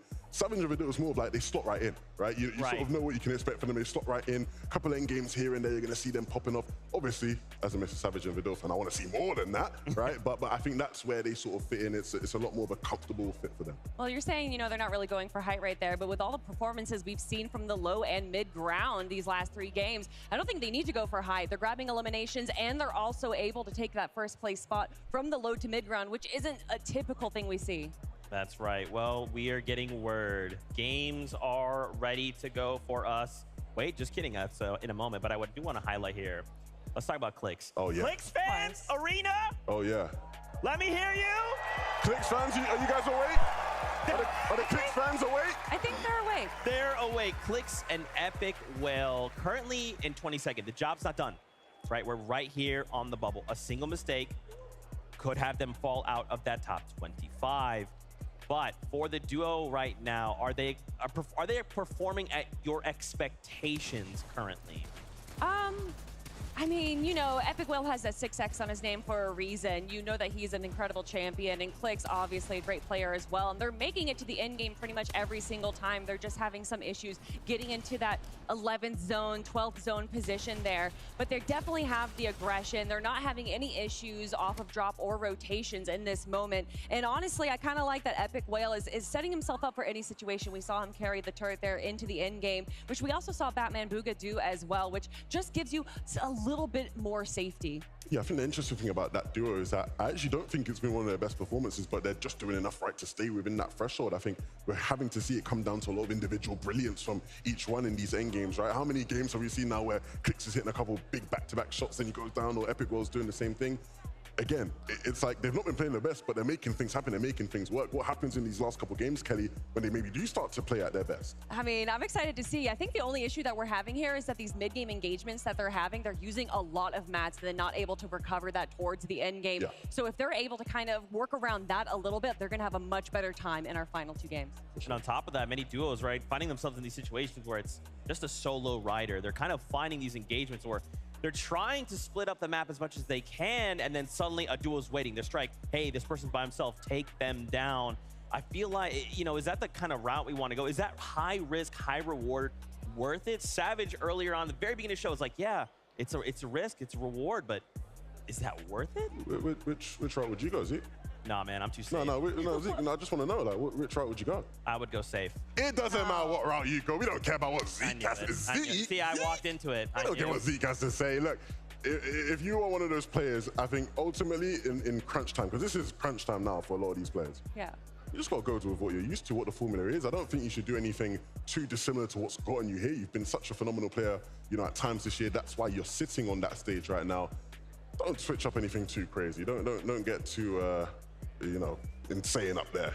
And I think we are seeing that from a lot of our solar players. I think we actually saw it from Agers in game number 2, where he was able to use incredible rotates through his augments. And even though he was kind of dodging all of these players, he was able to use exactly what he had in his toolbox and use that to his advantage and be able to place even higher than what we would expect him to in a solo situation. For sure. Kanata there. He's just doing him, you know, being him. There was a duo I did want to highlight. It's Cal Gamer and 7man from Middle East. Right now, it's looking like this could be the second Middle Eastern team to qualify, go into grand finals. Yeah. That's huge. And we saw how confident Cal Gamer was yesterday, right? Ooh, you know, when he was being interviewed, you know. The most confident man in the arena, potentially, you know, how confident he was. And understandably so, right? They've you know, had success in their region, you know, back-to-back major champions over there, and now sort of looking to deliver here. And I think it's been a much better day from them, right? We've been seeing them over, you know, being able to claim the mythic weapons and sort of go about their day in a much more controlled and comfortable manner. Yeah, that mythic MK7 definitely helped them out just a little bit, but also their positioning, even in situations, again, right here, when we see him in a solo situation, able to do whatever he can, grabbing 6 eliminations before being dropped, and using these opportunities also to third-party other players, grab as many elimination points as they can too. I mean, again, I've said it a few days ago, Cal Gamer is an incredibly intelligent player. He just studies the game more than anyone that I know, and that's showcased today. For sure. I wanted to highlight Brazil here for a moment. We saw them performing well just a couple games ago. PH Zin and Kitos.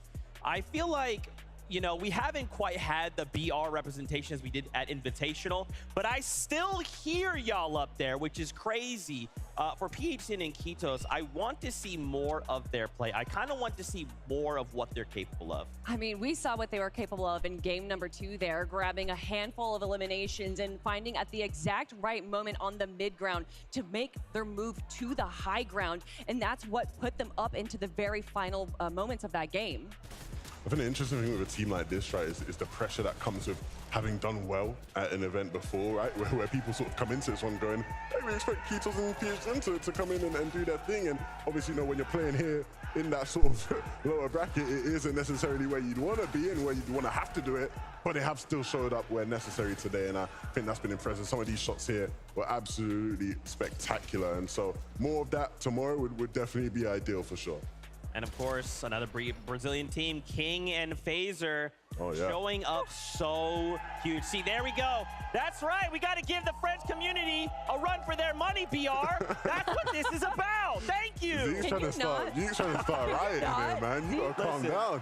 I just want, we all are here because of our love for Fortnite. And if that means we go crazy, we chant, we cheer, we laugh, we cry, I'm about that life. But for King and for Phaser, King has surprised me. I feel like for me, King is one of those guys, it just doesn't matter what his situation is in. He's like, oh, I've got nothing, doesn't matter. All I have is 2 sniper rifles, that's crazy. How about double headshots? Like, he just is so adaptable so quickly. I don't know how anyone could deal with that if they were to go all the way. I mean, we saw King set himself up for success as well, and I just think that it hasn't really worked the way that they've wanted to just yet for today. Obviously, we saw the incredible snipe headshots yesterday, and we saw him again earlier on in the day today with, I think it was 2 snipers, so he's definitely prepping himself for that moment once again, but he's just missing the mark a little bit. Yeah, it's interesting, right? Because, again, it's like the highlight plays have been there. You know, no doubt about that. We're getting them highlight plays, but we want to see more by way of the actual standings on the leaderboard, right? 43rd place. We want to see them a lot higher than that. We want to see them competing tomorrow, ideally. For sure, for sure. Is there any duos that are standing out to you we haven't had a chance to cover yet? I mean, Batman Booga. I've already talked about them, though. Okay, yeah, you can't. Again with the NA West, Kelly's always like, yeah. Any opportunity. Talk about a duo? How about someone for NA West? Oh, you know what? We talked about them yet? I don't know if we talked about them. Okay, all right. What do you want to talk about Batman Booga besides him being incredible? He's incredible. That's all I wanted to say. Any opportunity to bring up an NAS team. Let me just bring up a random EU team. Just bring up any EU team and let's just talk. You know, that's why I have all of you separate. It's like I want to talk about NA. It's like, oh, Vivid, where's he? NA West. Kelly, where's she? 11-2K, Mini Minor, EU. It's just an easy little moment there to do. I wanted to kind of highlight here a listen in from Dukes and Edgy. Wanted to see and catch up with their comms in one of their plays. Take a look. 3 minis. I'm like pretty shammed. We just crash bed in from here. Okay. Look for Surge. 55 above. Look, hard left. Okay. Got cracked. 30 blue. Yeah. These teams are getting. They're coming. Right. Look. Spray this. 100. 33 white. Alright, can you crash on us? Yeah. You ready? Yeah. I'm throwing it. It curves to the left. I'm in. Nice, I got 2 kills there. Man, I still just cannot believe that moment from Dukes earlier. I just look at Edgy going, oh my gosh. We did not get to see that before. I'm so thankful we have a million cameras pointed at the stage because, man, just to celebrate and bask in that moment. Like a victory out, let's just be clear here. Your duo doesn't always need to get a victory out to place high, right? Consistency will always be king. But man, does that victory out feel good, especially in an arena like this, in front of these fans. Yeah, that's the joy of a man who knows he's been saved at the end there, you know? when Eddie went down, he was thinking, oh no, it's 2v2, I've just gone down, oh my goodness. And then Duke clutches and he's like, let's go, you know? He realizes in that moment, like, everything went to plan, you know, nothing wrong there. And of course, right, both incredible players, you know, we saw them during Major 2 and they won. And a lot of people, you know, sort of looked at them and went, yeah, man, it was a bit of a fluke. I don't know how these guys did it, but they're here to prove people wrong, right? You know, it wasn't a fluke. These are very good players, top players within their region. And I think they can keep hitting shots like, you know, Dukes was hitting towards the end there. Boy, oh boy, we're going to be in for a treat. Yeah, it was absolutely an incredible run. Dukes himself just didn't seem like he even knew what he did right there or how it happened, but he should be feeling good after that. Just like an instant, like instincts take over, snap, headshot, victory out. Just another day in the life of Dukes. Now, a duo, I feel like y'all Danish fans would be excited about Steno and Lucy. Looking to qual here. Yeah, Danish fans. We got Danish fans, BR fans, French fans. We got it all. Collecting them all like Infinity Stones. Fantastic stuff. But these guys right now sitting in 8th place. Talk to me about this duel. Maybe some fans are just tuning in. They've had a kind of a long day. They want to catch up on some Fortnite. Talk to me about it. Listen, Steno and Lucy started the day off strong, and I'm ready to see them in game number 4. These guys do what they do. It's typical Danish duo, very consistent, very efficient in their actions, and they're delivering today. Well, speaking of delivering, it is time. Game number 4 is upon us. So let's kick it on over to the casters to take us in. Thank you so much, Zeke. Great games we've been having. I'm joined with the great Monster D-Face as well. Hey, man, listen, when you see us, you know the games are just about here, and it sounds like we're going to be gearing up here shortly. I can't wait, especially after those explosive clutch moments from Dukes, and it sounds like game number 4 is ready.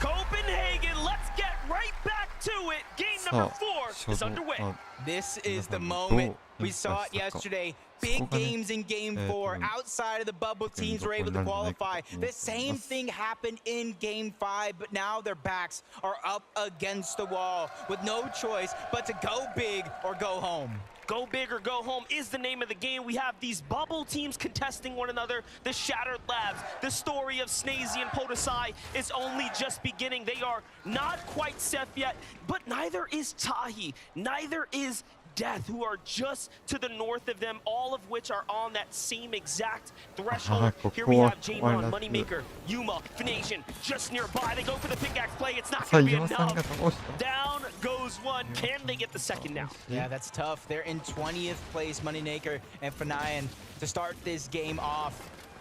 So if they go down here, that's going to really put things in a tough spot. But Yuma and Jamon, they're definitely picking up the pace, especially after that loss off-spawn battle in that last game. They're finally figuring out where he's hiding. And Moneymaker's really just thinking outside of the box. Any nook, any cranny that he can fit in, he's going ahead and trying to hide and trying to keep them on the run, going in and outside of the same covers.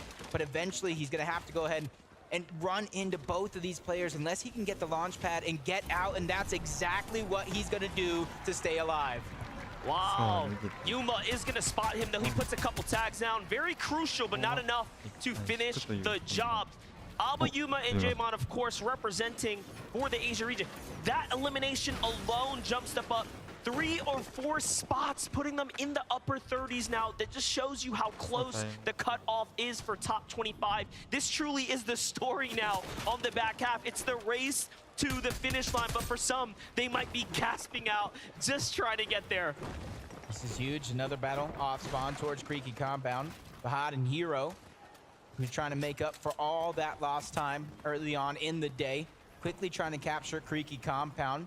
And there's a strength in numbers, I've been saying all weekend long, but it's here on the flag as well. As long as both of them are standing in it, they're gonna get it much faster to try to get that loot as we try to capture everything that's gone down. You see Hero already with 1 elimination, and Skits, that's gonna be the second one. And that's a must-have because Skits and his duo were having such a hot streak out of the gates, much better than they performed yesterday. Absolutely. Crazy to think how many performances have been seen as far as above average from the NA side. So many of the NA teams are literally putting themselves closer and closer towards the finals. I don't think that's been emphasized enough, how well of a performance they've had, and I'm here to champion for them, as I'm, of course, been rooting in the background. But Vatch and Pamstil, of course, if they make it to Sunday, they will be giving Cammy and Seti an issue there, so we'll see what happens. All these qualifications do matter. Staying in data still, sneaking up. Taking a page out of Misha and Tini's playbook, something we haven't really seen anybody else do but them. Instead of hiding in a bush, though, they're ready to pounce. They realize they are separated just enough for their liking as they continuously try to creep in. Fahad's going to try to get away, but the shot strike, more than half of his HP is going to be gone. And that leaves Hero to try to run, cover the distance, get there as fast as possible. And I think this is going to come out into a 2v2 situation with Stain and Datus having the advantage early on. ME versus Asia right here, right now, but a third party comes in to put their influence into the mix. That was almost a perfectly coordinated attack from our favorites here, Stain and Datus, and now the problem lies in their side. They've been hurt big time here. The compound no longer safe, and there is also a solo in the mix here, making his way south through. Meanwhile, we jump over with Kitos here, setting up the ambush onto Raru. Trying to go in, nice little sneak shot, but he ain't gonna fall for that bait. Kitos quickly trying to back up, take the high ground back. Jin is right there by his side, but Greedy's trying to chop him down to size. Both of these duos try to reunite one another.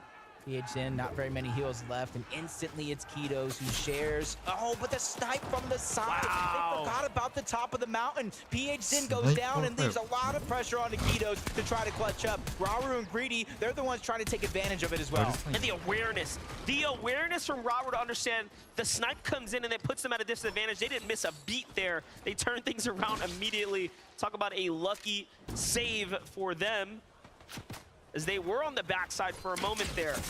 Oh, what are these just third parties, one after the next? Oh my gosh. Greedy gets chopped down to size as well. Raru has to kind of about face. He can no longer go after Kitos, who has a solo, because he has to reunite with Greedy. He doesn't want to have his game end here very, very early in match 4.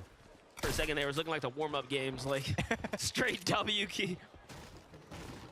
But we got a listen in with Hen, seeing how he's doing in the early portions of this game. On the right, like towards 50. Yeah. You're killing me there. Come on, please be AR. I got AR. Yes, on the right. Dead? Kiri.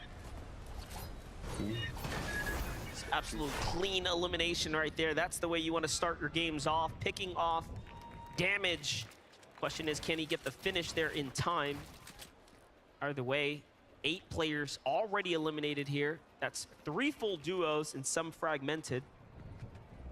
Let's take a look here. Zone going far north. Things mixing up here for day 2 so far. We'd like to see some variety. Yeah, we've definitely seen some northeast. We've seen some southeast. Now we're just gonna have a straight north for now. It does have a little bit of a western lean, but it could definitely center up. Figure out where it actually goes later on in the game, but Bully and Shadow changing up things just a little bit. Don't want to go against Peak and Vico far too often, but that's 7-man and Cal Gamer that they're going up against, and they're on a hot streak. They're on a hot streak for sure, climbing up that leaderboard to try to get their spot into Championship Sunday. And all Shadow wanted was a couple of tags thanks to that surge, and now he's going elsewhere. Oh, Mr. Savage has to be careful here, though, deep in the zone, but he is holding things down. Can he get adapter? He does! Swatted out the sky. Nicely done for him. And FKS now back against the wall, hurt as well. Vadil, one of the best to ever do it. When he sees you hurt, he comes in and closes it. Makes it look easy. Let's see, Savage comes from behind here. Yup, he's boxed up. It's only going to take one more shot.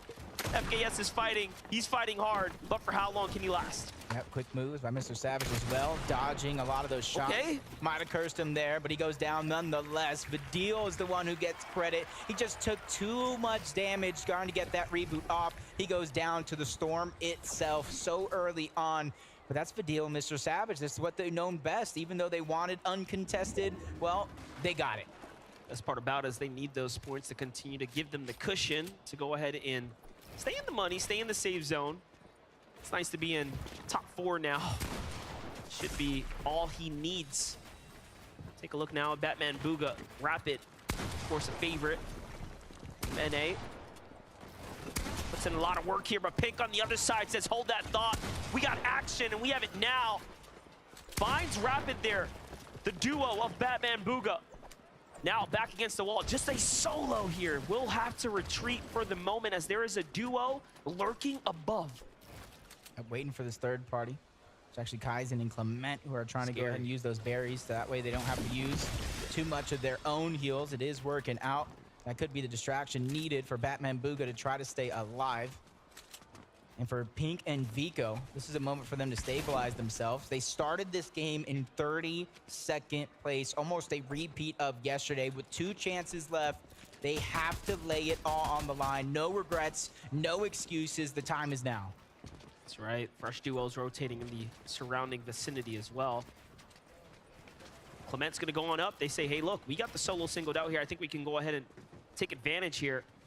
If they do just that, could put them in the position to have the surge they need. There it is. They trap him from underneath and force him out the box. Batman Booga expending all the metal now. Backs into a corner. The double shot comes through from Kaizen and Clement, and the synergy here, you have to respect it now. This Elim is worth 4 points. They want to close it out or give it back to Vico, potentially now. And Batman Booga will not give it up without a run for it. Kaizen and Clement secure the deal there and earn themselves 4. They got to be careful, though. Now it's Pink and Vico territory. A lot of that real estate is going to be owned by them, and they know it. So Clement and Kaizen immediately get out, build some fresh spot for them to go ahead and try to regain composure. And with the zone pulling forward, a lot of these teams are going to have to continue to rotate towards the north side of the map, which means Pink and Vico, they have the advantage. They are full health as well. They have all the heals, so they either could stay, try to camp above Clement and Kaizen, or try to rotate first and hold them out nonetheless. Pink and Vico do need several more slots to go. You can see they're just holding that 30th placement. That's with the 4 that they earned this game off the elimination. So truly and surely they have to get more elims, and more importantly, they have to stay alive as Vico is severely damaged here. It's Clicks and Epic Whale setting up the ambush nearby, and they would love to pick up some of that sweet material, but no, instead gonna prioritize the rotate out. It's gonna come at a welcome surprise, I think, to Clement or Vico and Pink there. They were definitely damaged.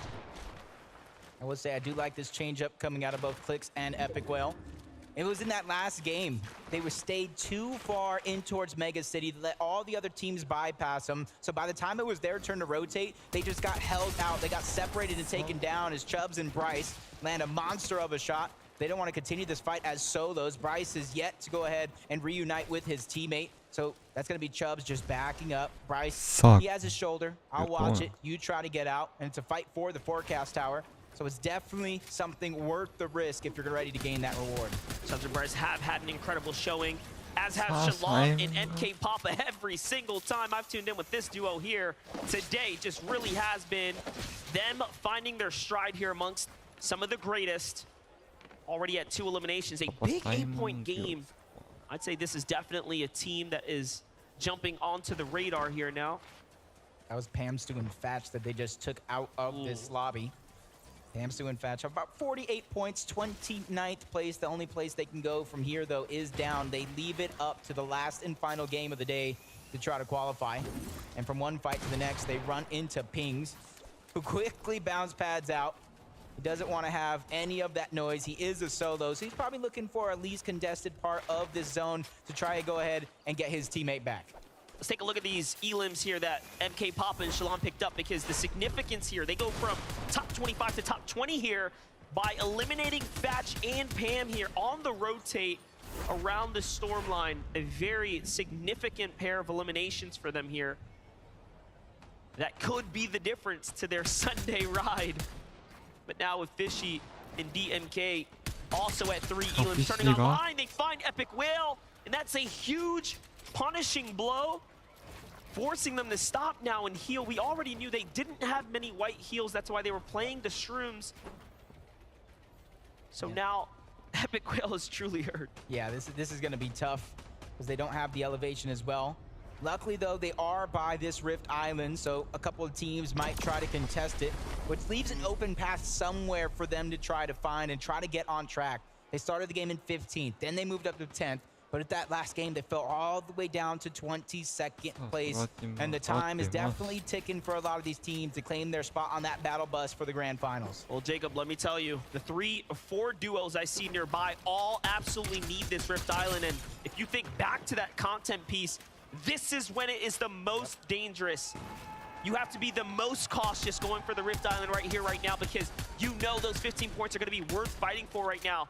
Datus and Stain recognize that Chubbs is hurt here. They try to go in, but Gab0's not missing a shot at all right now. A very, very great job. So far, so good. But remember, Chubbs and Bryce, they're good. They have the ride to Sunday. They're going to do okay. Just about practice for them. Still on the international stage. Every moment matters.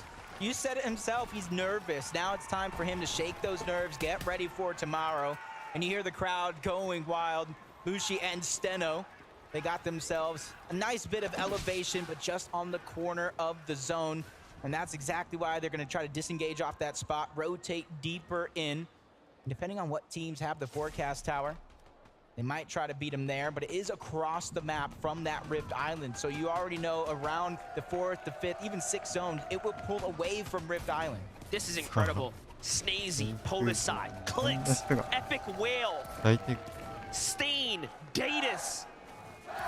An incredible amount of variety here. Trying to play for the Rift Island. At the most dangerous time to do so as well. This is going to make or break a tournament run right now. Who will secure it? Even Chubbs and Bryce, they say, I want a piece of this pie. We may have won a game, but we haven't captured Rift Island yet. This could be our chance to continue to add to our lead. And they're ready to fight for it. You see shots coming down from a bottom. There's about 4 teams, maybe even 5 on top of Rift Island. Clicks and Epic Whale, they got pushed off of that flag, no longer able to contest it, but at least they have the position high above the rest. And it looks like they're going to try to fight for some piece control, some real estate, anything that they can get their hands on before they look at the edge of the island for more Storm Surge. A little too passive, though. They're playing the launch pad and not the actual objective. They do have to be careful. You have FHD and Hero looking right on down, slowly maneuvering their way inside. Clicks and Epic now second-guessing the decision to be here. Eliminations could be very well worth it, but securing the point seems unlikely at this point. As Chubbs and Bryce are like, hey, we would love to be number 1 for the day. Why not put the risk on the line here? Why not risk it all? Literally have nothing to lose this situation. This is exactly what I thought Clicks and Epic Whale were going to do. They have just the edge of the zone to continue contesting it, and now they're looking on down below to try to get that Storm Surge, but you can see their awareness. They're constantly looking around. We saw Vasquez go down early on. PHN and Kitos ready to finish off this duo, send them back to the lobby and try to jump up that leaderboard. That is a huge amount of confidence ready to be built. Vamos Quito and PHN, well played. Big set of eliminations. It's going to put them in a good spot. Here's Clement, Kaizen on the move. We already saw the very tough spot they were put in when faced off against Pink and Vico, trying to secure the elimination on Batman Booga. It cost them a lot of material, and now they're pretty much a foot behind. Meanwhile, Pink, Vico coming back here. They drop Miro, take down Cooper shortly after. Look at that. Already done in wraps, and Pink and Vico absolutely needed that one. Huge, huge pickup right there. And for Cooper and Mira, who are inside the top 10, I think they'll be all right, but they'll surely slip down coming into the last and final game here. It's definitely going to put them on the edge of their seat, and you can see what they're fighting for. Not only the 2 eliminations, which is H points, it's that weapons cache as well to try to bolster their loadout as much as possible. The main thing is going to be those slurp juices to try to keep them alive. They don't want to wait to the last game to make their qualification possible. Way and Frosty, they're stuck on the edge of zone, just outside as well. They got a couple of feet to cover before they find some safety with inside. But even then, once they get in towards zone, their journey doesn't stop there. The zone continues to pull towards the far north side of the map. The majority of the players are down here as well. Big congestion happening here. It's going to be a very, very difficult rotate for the bulk. See what happens here. But back to the Rift Island, back to the most contested island, the island where all of the teams on the bubble lie. Mr. Savage has 2 elims. Guess what? One of them is Bryce. Can they get Chubbs here? Can they find their 4th elimination right now? Fadil already working his way in. Looking good. Chumps goes down, but it's not to them. It's to the hands of FHD and Hero here, a team that equally needed those elims. They needed those points, but who secures the loot? Yeah, I heard it get captured there at the tail end, but I don't know who actually got credit for the capture. We see the loot falling through. Badil and Mr. Savage trying to steal as much of it as possible. Might have been Fahad and Hero who grabbed that one. Clicks and Epic Well, long gone off of Rift Island. You saw them cover up that bounce pad, and now they're trying to use it. Suns and Anon trying to make something of their last opportunities here on the day. They saw Alex and Worthy qualify out of OCE, and they don't want to leave them as the lone team in the grand finals representing their region.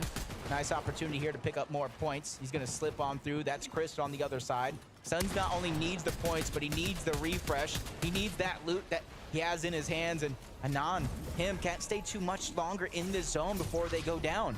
Also recognizing the additional damage turning on here. Look at how quickly they're falling underneath the Storm Surge. Storm Surge will, of course, turn on. Just about 10 seconds, start dealing tons of damage to the lobby. Huge tag right there, though. That might be a game changer. No, it's only worth 100. Into the zone they go. Here it is. Let's see what they can do. Hero's right next to him. At least Suns made it in, giving him a shot. The Storm Surge taking him down. One more tick before he goes back to the lobby. Wow. He's doing what he can. 40 below, and he barely goes above by 81. The risk versus the reward. At least he stays alive. That was actually so impressive. Swings through, finds a tag, and slips out before the surge can actually hit him. He was just a moment away from hanging out in the lobby for a second there. But trouble still looming. Trouble still on the horizon here. Pink and Vico don't stop, though. They are looking to make the dreams and wishes of their communities come true as they're coming right back to it. Let's relive the moment. Let's recapture that. Vico walks in, takes down the two from the side. He gets both elimination credit there, and look at that. Feeling very good about it. I mean, Pink said it himself. What do diamonds make? Well, it's actually diamonds are made from pressure, and he's feeling that pressure now in the moment, using it to fuel himself. I think this might be one of the best games they've had all weekend long. And Monster, at this stage in the game, there are more teams alive outside of that top 25 bubble than teams that are inside. So they're trying to take these last two games of opportunity and really push themselves to the limit. Really changing the narrative right now. Pink and Vico are in 28th now. Right there, really trying to change this whole story around. Half the lobby has just about been eliminated, including some of our favorites, like you said, up inside the top 10. Most of those teams are down and out, so this is really going to allow the funnel of points to flow south to the bottom of the standings, which is going to make the final game that much more tougher to break through into the top 25. You know, it's a very different game when even those that were at the bottom are now starting to pick it up. It only takes 2 games, 2 good games. It's a recipe for excitement. Players are cooking up a final opportunity here. 27 players left alive, or 27 teams, so that means no placement points have been granted so far. And it's really up until that top 10. Half the points are outside of the top 10. Majority of those points are inside of the top 10. So for some of these teams, just getting these placement points isn't going to be enough. They're going to need top 10 performances, maybe even back-to-back top 10s if they're looking to continue their journey on towards Sunday. Kaizen barely above the damage threshold by 66, but he knows not to make the wrong move, especially this late in the game with so many other teams surrounding. This is it. This is his chance. This is his moment. If he can take off here, if he can make a big end game, a top 10 potentially, it might just be all he needs. But first, though, he's got to survive here. He's barely up. He might just be able to find DeGuerra here. Great tag there, and he does take him down and out. Rocket rams his way on, up and out. Can he get all the way to the top? Close enough. Wow. Perfectly there. It was nearly over, but even finds a zip line to get all the way on inside. There goes the elimination credit. Alive long enough to find it. Meanwhile, Reason also finding eliminations too. I know we got to interview with our good friend Amar. It seems like all of his hopes and dreams are coming true for the German community out there. Talk about the Brazil community. King and Phaser finally have some sense of high ground. Saw them far low on the leaderboard with 2 opportunities left. This could be their chance to boost up the leaderboard. Even if they don't get inside of the bubble, as long as they get close, they're keeping the hope alive for their entire region. But just like Perza here all by himself, 5 eliminations so far, 6 as a team, 34 points with a couple of those being placement. He's just waiting for the last possible moment to try to go ahead and rotate. He does have the front side of the zone, so there's gonna be a lot of players passing by he could try to get an elimination on, because with 7 builds, he might need one. This one, he's gonna have to pick his poison, go for elims, go for the loot, or play for extra. Let's see what he decides to do here. Still trying to make that decision. Not looking to get greedy, though. Instead, he's gonna focus on positioning here coming shortly. This is the last charge in his rocket ram. Meanwhile, Kaizen flying all the way to the front side of zone, puts himself in an excellent spot here. He just sees so many chances to find tags. Just biding his time, trying to play the smart game, even though he's below the damage threshold. He's not trying to make that leap all in one bound, even find some minis along the way, gets above the damage threshold before it goes away altogether. Top 30 player situation. He's going to be one of them, trying to put the team on his shoulders, but King and Phaser still find a way to hold on to that high ground. Put so much damage on Yanis, who tried to contest him up there, sends him back down low into the mud. What a game for Shalom and Papa here. Also, ranking their way all the way up right now. Getting very close, getting very comfortable, but Shalom falls is all up to MK Papa here. Has to put the teammate on his back, quite literally. They decide, hey, you don't have to save me. I'm gonna try to stay up right here. Clicks is gonna fall. Epic Whale has to do it by himself in the end game. He has no build. Shots come from everywhere. Down he goes to his NA friends. TK there. And now, Snazy, Podesai, another end game for them. This is their moment. This is their chance to do it all. I know everybody at home can hear the crowd through our mics cheering loud and proud. We already seen Podesai get a massive amount of points as a solo. This time, yes, his dynamic duo trying to go ahead and lead the charge into the qualification spot along with Pink and Vico. They've been doing so much damage all around the lobby all game long, and they don't intend to stop here, especially with 7 eliminations. They already got themselves into the top 10. Now they're trying to grab the last half of those points. And only 1 build left. He comes all the way down to low ground. They'll be alive for a little bit longer, but 4 duos remain. One's a single solo in the mix here. In this entire game, Shadow from the shadows, the back of the leaderboards, all the way on up, here to play Epset. He makes an end game. This is going to surely put him in a true chance for the bubble spot. Down he goes to the hands of Pink and Vico. Pink and Vico have rocketed their way up. It's going to be such a contentious final round. But first, who will win this one? Who will secure that dub here? Podesai will surely get eaten alive by the storm, and he fails the build there. It's unfortunate here. Comes in through the side, down he goes. And it's now a 2v2. That's gone, and Pingu at the bottom. Fall damage is real on Vico, but he gets the trade at the bare minimum, and Pink and Vico take the game. That could have been it, Buster. That could have been the moment where they qualify to the grand final on Sunday. They're knocking on the door of Acorn and Cold, so I'm going to throw it on over to the stage where we have Frankie standing by to pick their brains. I think that might have been the most important victory royale we've seen so far. Boys, I think you were 30th on the leaderboard going to that one, and you, Vico, had the game of your life. How on earth did you manage to get so many eliminations? It's because Pink's just the go to tarping and everything else. He fully clutched mid-game, I'm not gonna lie. You did clutch. Talk me through what happened. I had 7 kills, Vico had 4. Oh, this is what I've just been told by the producer in my ear. I am sorry. Justice for Pink, everybody. I apologize. I mean, 4 elims is pretty impressive. All right then, Pink, what was your favorite elimination of the 7? Killing Mero and Cooper, because we had nothing, and I just killed both of them, and it just revived the game. I don't know, bro. God, it's the greatest, bro. All my mum's life. Oh my God. How did you manage to get yourself together to get those 2 eliminations, though? Because you were on the back foot. I mean, a duo like me and Vico, like, we don't need loot. Like, we have the fragging capabilities over the course of the last 2 days. We haven't been able to show it. But I just told Vico, just keep a positive mindset, like no matter what throughout the game, don't give up, we'll get them kills, like we're good enough. We got them kills, we came back and we won the game. I can't lie, I knew that we would qual. I just had to put the belief into Vico. Why do you think it did take you so long to put up the performance we know you were capable of? We were struggling with Surge a bit, and we kind of choked some mid games, but we got it now, I figured it out, and yeah, it's gonna go better now. I did speak to Pink yesterday about how you became this unlikely double act and how he's taught you a few things in game. Why don't you tell me what you've learned since joining this man? I've learned how to use my brain actually, and not just like use my capabilities of being able to fight and my mechanics. So I'm actually thinking more now, and I'm capable of using my brain cells. So. I'm glad you've learned to use your brain cells. I've got to head back to the desk, but before we do, I know your mum is in the audience. She's always by your side. Have you got any words for her? Thank you for supporting me, and thank you for being the best mom in the world.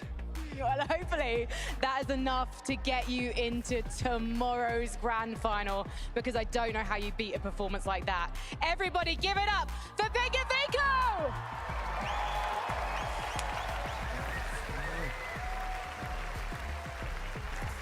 Let's go! As they stated, they've been trying to put up this performance for 2 days, and now what a better time to do it than on the penultimate game.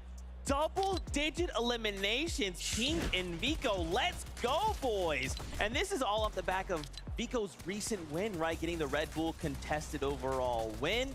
Now, I mean, I don't even know what to say, Levin. What do I say here? It's just spectacular from these two. The game sort of started, and they were lingering around that 40-point mark, and I was looking at them and I was going, I don't know how these guys are going to call right now. It's not looking good at all. I was getting really worried. Then all throughout the game, Kenny, I just keep seeing their names in the feed, right? You know, Pink throughout the mid-game, seeing his name in the feed, in the feed, in the feed. I'm thinking, I know what's happening here. I know exactly. I've seen it so many times from Pink in particular, even with previous duos, but obviously Pink and Vico, where he needs a clutch game, and he's like, let's just key, let's W key, let's just go in, and they can do it. They have that fragging ability.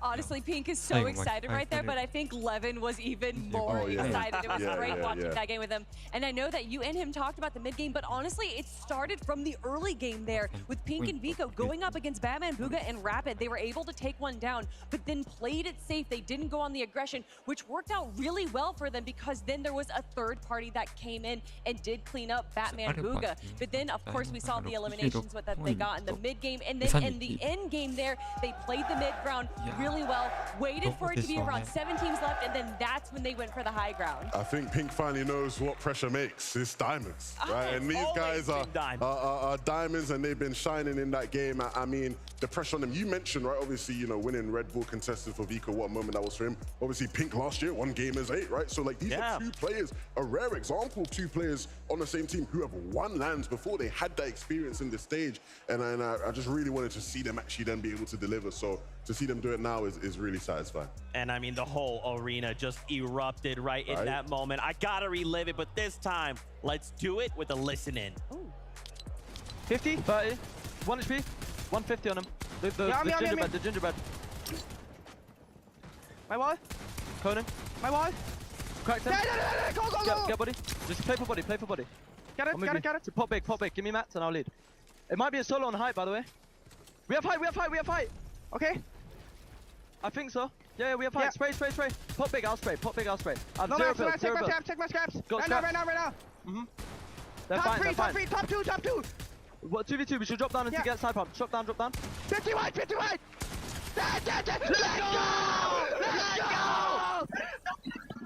The passion, honestly, you won't see passion like that anywhere else. And it's just such a testament to how much Vico has improved, because if you've watched Vico for a while, right? The old Vico before he started playing the Pink, at some point during that end game would have just lost his head and just gone and tried to W key someone he shouldn't, overextended, completely lost the game, right? The new Vico, right? He knows when to pick his spots and he takes them perfectly. And look at that right there, moving up 26 placements to now be in 7th place. That showcases that even though they may have had a rough 3 games, by grabbing a double-digit elimination victory royale, that gets you over 100 points, Zeke. That's right, and I talked about it right before. 91 was the threshold yesterday, right? All you need to do is have one amazing game and your duo could fall or jump up from outside that top or bottom 25 rather for Pink and Vico. What a moment. But now we have to start thinking about this is it. We're getting ready to go into the final game on the day. The bottom 25 will be going home. As we turn attention to the bubble, take a look. Frosty, KZ, and Wei sitting on 84 points currently, and just start to look out at these names. In 30th place, Moneymaker and Fanyan. Anytime we've seen these guys on a screen, this arena has gone wild. Oh yeah, and then deservedly so. What an incredible duo right here, and all they need is just a few more points. With this being the final game of the lower bracket, I don't think that they're going to be doing anything too crazy. I think they're just going to be going with what they know best. The pressure truly is on right now. I wouldn't want to be them. Look, I love, you know, high stakes moments, but I love to watch them. These guys are in it. It's going to be tough. I'm getting word. This is it. As much as I want to break down more, we are ready for the final game of the lower bracket. So Marina makes some noise as we go up to the casters. This is the final countdown. It's almost like these are gladiators in the arena right now, putting on a show for us and everybody at home. Yep, that's right. And that last game really has crunched the standings here. It's going to be so difficult now to make it into the top 25. Here we go.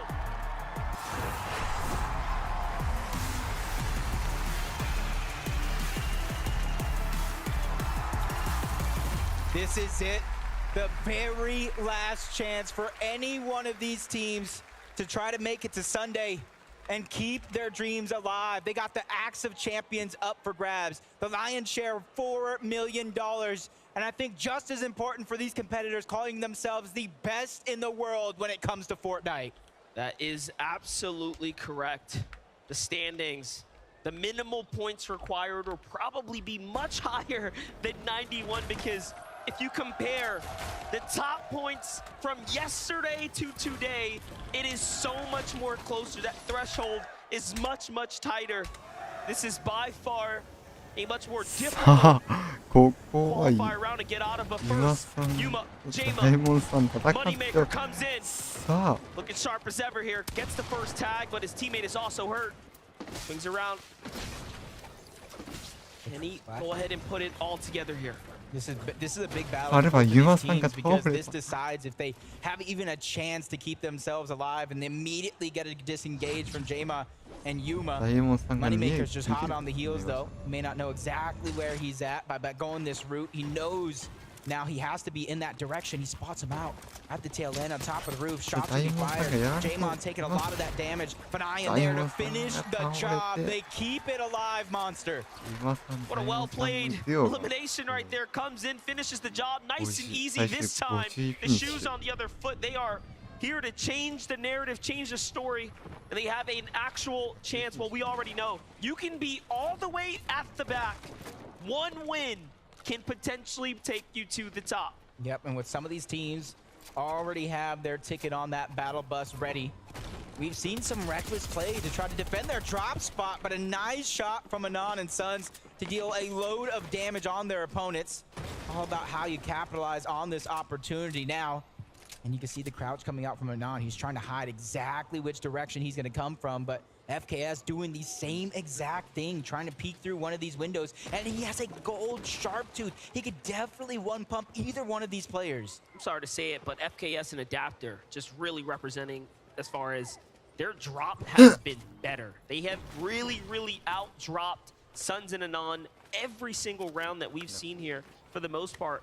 This is the first time those Sons and Anon have found a very good and promising loadout here at the Temple. But the positions have switched. Usually it's Sons and Anon playing from the low ground, which hasn't really worked out for them. Now we have the side angle and a lot of damage onto Adapter. He's trying to follow it up with combat SMG, trying to get him to expend as many of those resources as possible to make the fight that much easier. A little peekaboo shot from Adapt. FKS trying to clean that one up as well, but they just get pushed right back into the same thing. Shields are going to get dropped. One's going to go down. Adapter trying to hang on his final lifeline, but Sons with another angle. They win the most important battle of their day so far. What an incredible win right there, and all of a sudden now, that could be the run Dreams shattered. Hopes being made at the same time. Not too many contested fights actually go down over here towards Brutal Bastion, even though it is contested. A little bit of a north and a south split between the two teams, which kind of maybe explains why they might be lacking a little bit when it comes to Storm Surge versus other contested teams here in the game, but they don't know exactly where their opponents are at. Rolls has the load up that he wants. He wants to go ahead and pick up that big pot. Side sets the sniper.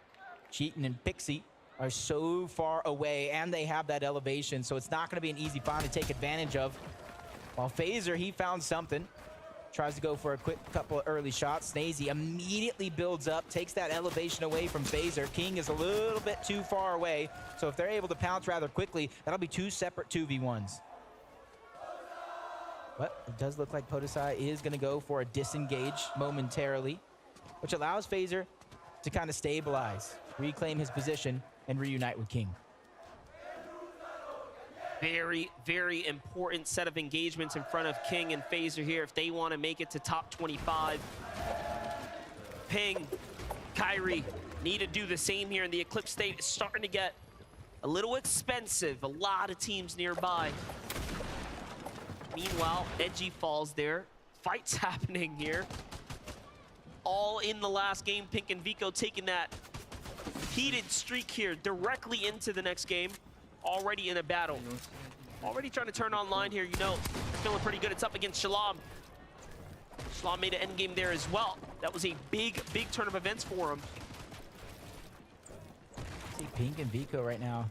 Now that they more than likely punched their ticket to the finals, playing a little bit more loose, a little bit more reckless, trying to repeat the fragging ability that they had in that last game, going a different direction than some of the other games that we've seen so far. Third party coming in, making NK Papa's that job that much harder as Vico continues to go ahead and push them in, take away a lot of their territory. Pink is on the other side, but he needs to be careful because he's running out of resources to work with.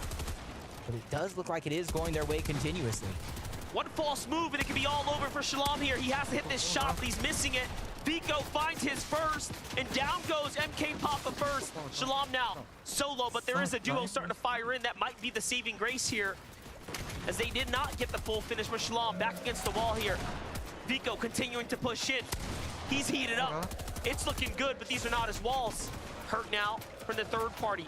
Back down to the low ground. Vico and Pink back up. It's cost them so much. Heals, material, and everything in between. We know they're top 25.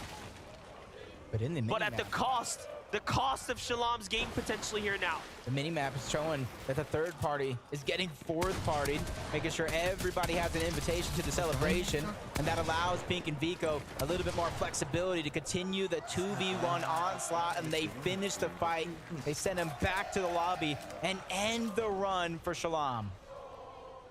Shalom and MK Papa were right on the 13th spot. But if you just took away 10 points, they would be on the bubble, on the line inside the top 20. So we'll see if it can hold up now. They'll have to hold their breaths until the next game. If we saw a repeat of last game, it's gonna be tough. No, it definitely is, especially now that they have to sit and watch.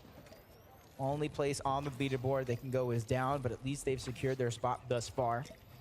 Source taking a little bit of damage, taking a few seconds to try to heal up here over towards Steamy Springs. You see Bully and Shadow in their lines of sight.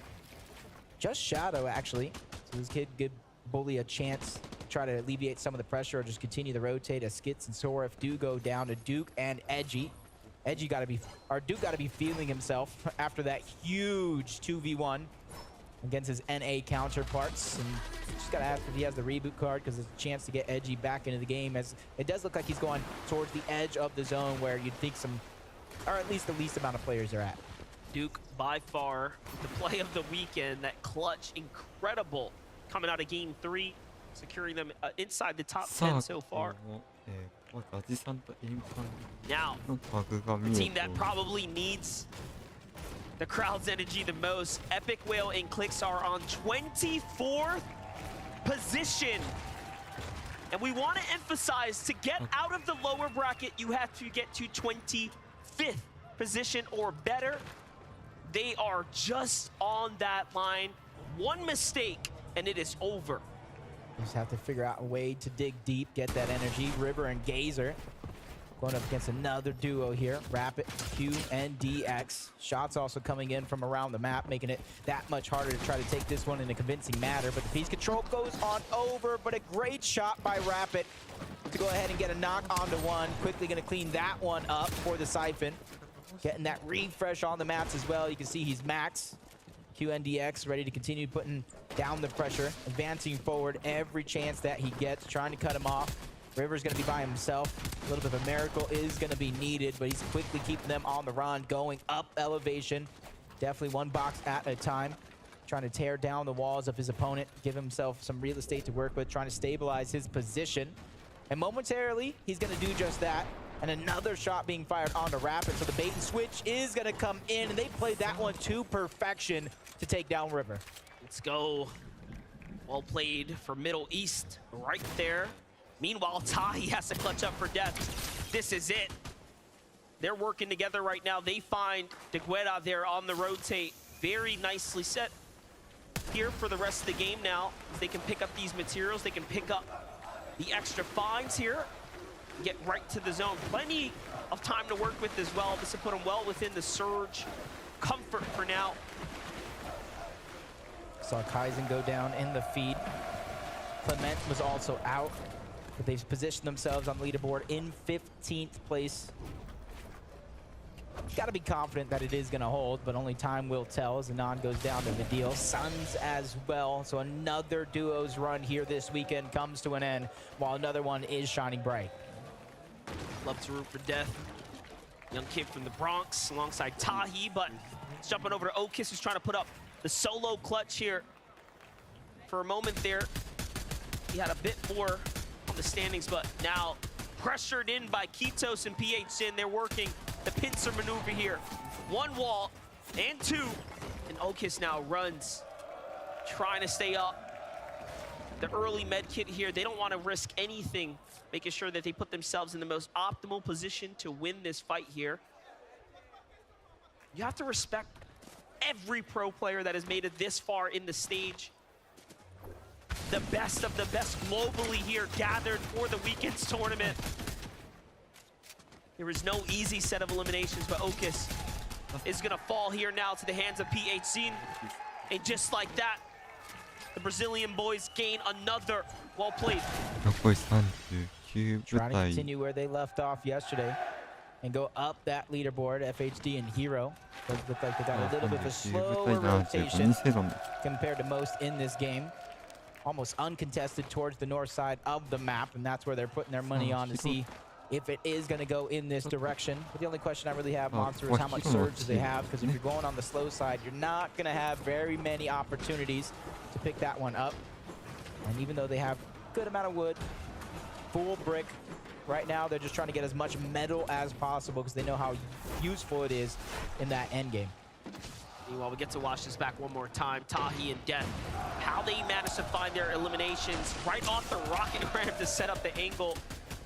Tahi, who came back from an extended break, joins back up with Death in the final last chance qualifier, pushes his way through, and then secures himself the ticket, the ride here to wonderful Copenhagen. And now this is his last chances, his last efforts at play here in game number 5, where they absolutely have to come inside the top 10 if they want a shot. So does Clix and Epic Whale. They just need to play just well enough, just good enough, better than the upper half of the lobby. Yeah, that's basically two different sides of the coin. Death and Tahi need a VR if they're looking to qualify, or a massive amount of eliminations. You said it yourself, Clix and Epic Whale need to do just enough to go ahead and punch their own ticket there. Stacey and Podesai at this stage in the game, I feel like they did more than enough to find themselves confident to go ahead and play yet another day of Fortnite tomorrow, and a chance to win $1 million as a team. And each placing below that is no slouch either. There's a massive amount of money up for grabs, $4 million to be exact. 7-man is trying to put the team on his back here by himself. You see he has the vault loot, and he's in 27th place. Epic Mailwave just found something there, but 7-man has the tournament run on his back. Snazy not to the hands of Epic Whale, but saved picked up here. Now starting to run out of heals. They don't have much time. They have to get to the zone now. It's all or nothing, and there it is. Luckily, they were super close. It ends up working out. But Clix and Everywhere are inside the storm. They're inside the mega city, just coming out a bit late there. So danger lurking everywhere nearby. If 7-man makes it to the finals and King makes it to the finals, we'll see that contestation again. Grand finals gonna be so crazy as the new teams are joining in. Yeah, the storylines are literally writing themselves right before our very eyes. You see Vortex and Belusi go ahead and capture Rift Island, and that is going to be a must for them. They are right now positioned in 46th place. So not only do they need that Rift Island, they need to continue strong in the rest of this game, pick up a huge VR for the placement points. And I even feel like their job won't be done there. They need to sprinkle in a couple of those eliminations as well, but anything is possible. We've already seen it yesterday. Caught a glimpse of Peterbot there as well. Big strides for Peterbot and Bala in the last half here. Can they keep up the pace? But first, YKZ have to do a lot more. See what Frosty's can do. Frosty's got lots to work with here, but the pressure is on as he is on that line. He is the protector of the 25th line, if you will. He's got Raru just next door, Death and Tahi. All teams that would love to go ahead and find these eliminations. Have to have a little bit of that goal line defense. Not let anybody squeak past them. And that could be a different type of pressure itself, knowing you are in 25th place. Anything can happen. Peterbot and Byla have shown that as well. To qualify to this stage, the different weeks of qualifiers and the grand finals, they fell short with different teammates. But they went ahead and remembered the recipe for success. When they were teammates, they got a first place finish in FNCS Championship. The following season, they got a 6th place finish as well. So they realized what works. And I feel like they're trying to put that to the test here. This is a duo that was highly regarded on NA to be an elite force, undoubtedly. Now they're joining forces here again today. I got to touch base with Peterbot, and he had a lot to say. His on-camera demeanor doesn't quite show it, but the kid's got a lot of heart and spirit. So far, he is holding that line as well in 21st. King and Phaser, man, they have a huge task in front of them. They need an end game. They need a big, big moment here. So does 7-man. 7-man is by himself. That is also his biggest problem here, is that if he makes it and 7-man makes it, they will be contesting one another. That's the reason they're here today, a very difficult upper bracket. Yeah, it just really goes to show how much all of these players are tested, not only throughout the weekend, the day, and in this game. Decent amount of the lobby. I should say the bottom half of the leaderboard. Some of them are in a big situation with their backs up against the wall. Cooper goes down to 7-man. Can he clean up that elimination? That's the question we're going to be asking ourselves. And I feel like I've seen Pink and Vico positioned next to Bully and Shadow almost all game long, all day long as well. Trying to aggress onto him instead of going away. Trying to break into the box, but he falls too far down. That leaves Bully by himself on the high ground. The wild part about it is Shadow has that, like, all that potential to really finish the job. We've seen him come back with late tournament strides and key his way through teams. That is where he plays best. But unfortunately, he's caught out, trying to go against the fired up Vico and Pink. They're just, you know, in the zone, in the stride right now. And it's truly showing. And they'll find themselves this elimination. This will surely secure the deal now. It's over, it's done. Bully has to put the rest of the tournament on for himself here. You know, they have to at least be proud that they went from being one of the teams placed last up into the 30 spots. Yeah. Can he push a little further? Solo is going to be a crazy task. He's going to have to dig deep to perform that. You see a lot of the teams that were on top of Rift Island or around it, they get that far pull towards the south side of the map. Cooper and Miro actually do both go down. 7-man's going to clean up both of them. Bully falls as well. Batman Booga trying to hold on to his position. And then we got Snazy and Podesai over on the other side. It does look like they're on the hunt. They have at least one player around him. It does look like he might be a solo. And I wonder if that's 7-man who's already been heating up. Well, quickly answered. 7-man is playing so well. Those are 8 points. Those are 8 points. He was at 26. That's gonna jump him up. He was 190 damage below. He already found the knock. He finds some Miro afterwards and crushes them at the same time. Look at his loadout. He doesn't even need any variation of the shotgun either. He goes in for that mythic stinger over towards Relentless Retreat. I questioned it. I questioned it yesterday, and my answer is here today. You can see why he's doing such things, but he's still below the damage threshold, continuously falling. He needs to figure out what he's going to do, and right now he's just trying to pressure a team across the map. Hope some of those shots sneak through. But he has a couple players on the backside. Hen and Vasquez, Bryce as well.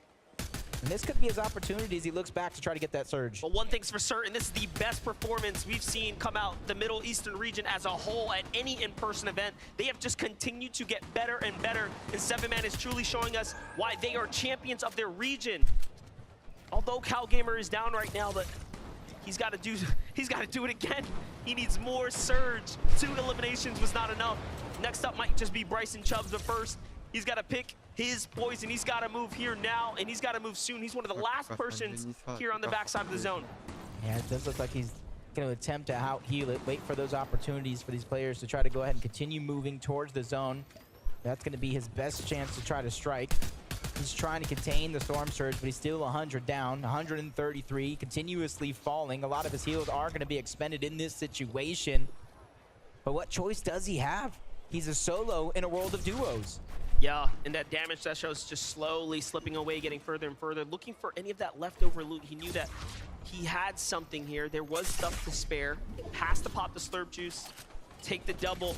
I was gonna say the double movement potentially, but no. He needs the shotgun. He's got to do something monumental now. Will it be a solo? Will it be a duo he lands on? Let's find out. He finds a team rotating here. It's Belusi and more, but then into the box, and he almost does it. It was so close. He finds Q&D, but Rapid was there to seal the deal, zip him up, and unfortunately, that's it. That's Rap. So what a performance. You have to be so proud you made it that far. Yeah, just outside of that bubble in 26 is where he went down. And he's doing it with an unorthodox playstyle, not really carrying a shotgun until that final moment. Oh no, this is everything. Well, 139 below though. They realize the situation that they're in. Even though they might want to back off, they have no choice but to go forward. That's PH Zen and Keto's on the other side.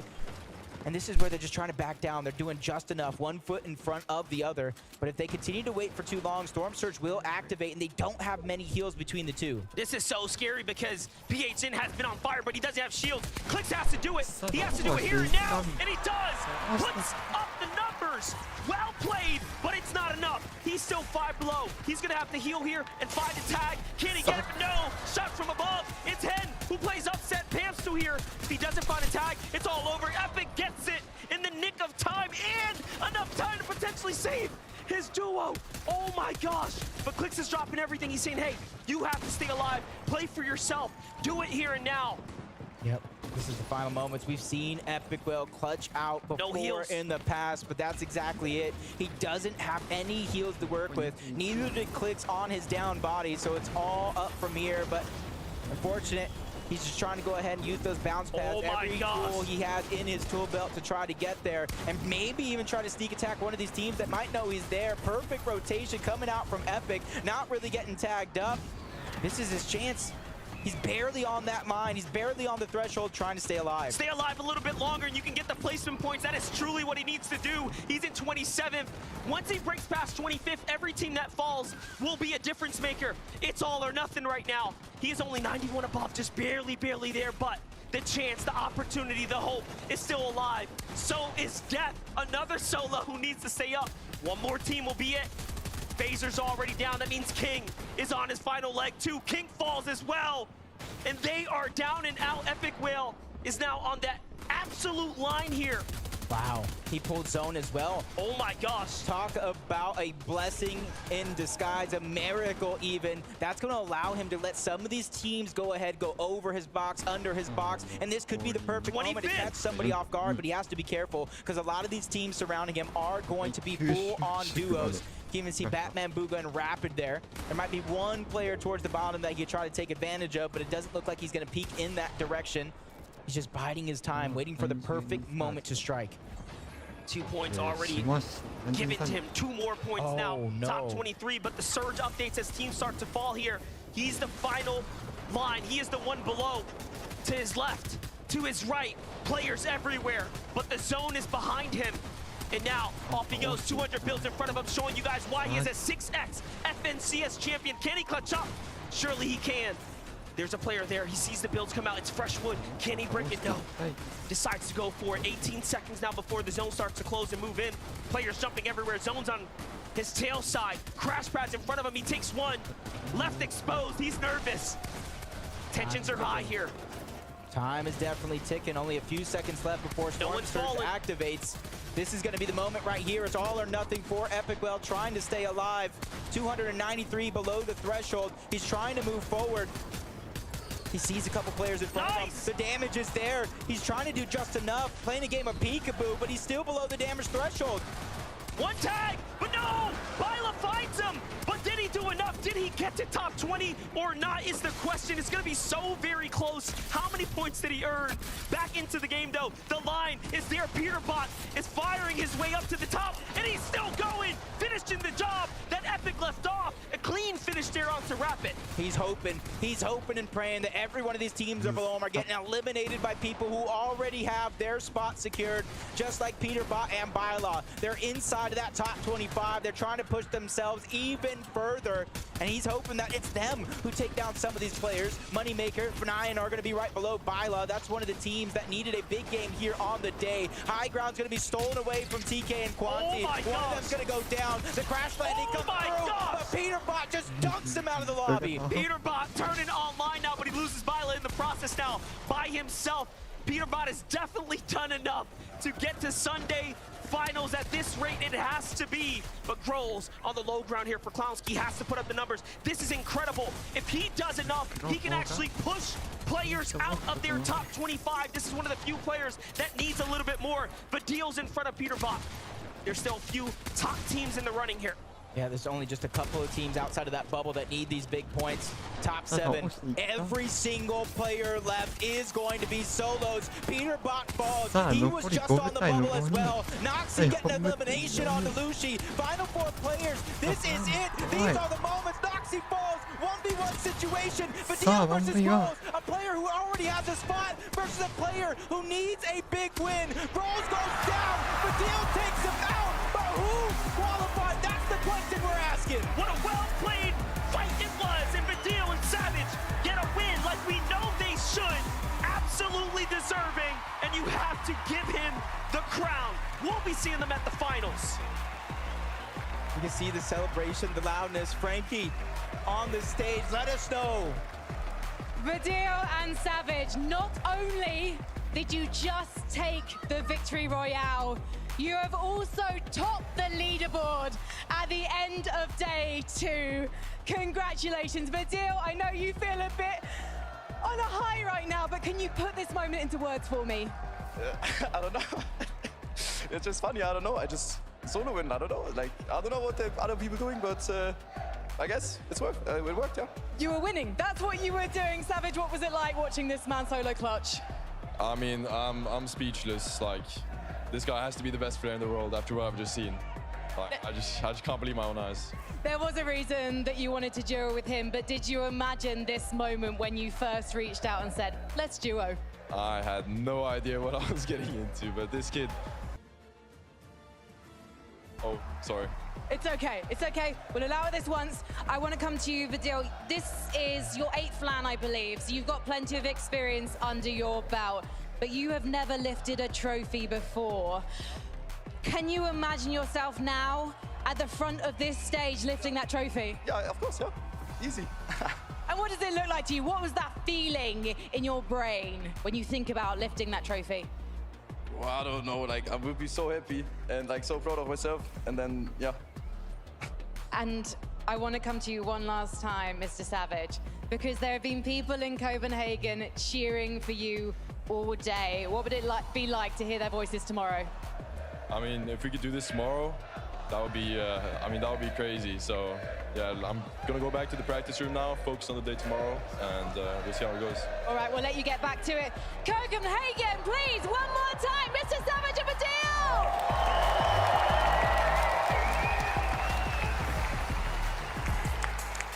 I mean, come on! How else do we want to close this lower bracket?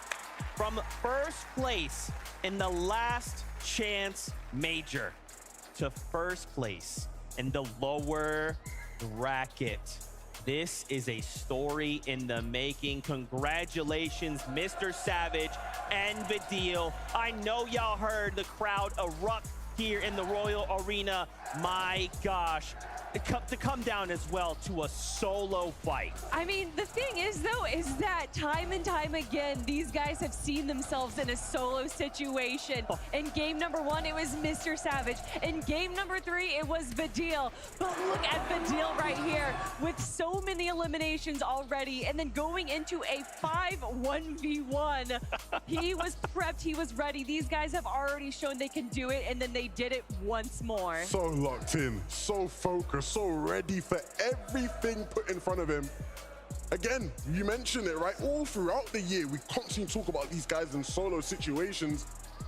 And this is what they do. They deliver. They have these big clutch moments. They like to leave it late, clearly, right? You know, last chance major winners now winning the lower bracket. Doesn't get quite better than that. Can they now win on Sunday as well? Ooh, I mean, that's the question, right? But really, I just want to talk about how supportive they are of each other. Yeah. How much they have each other's back. And look at that.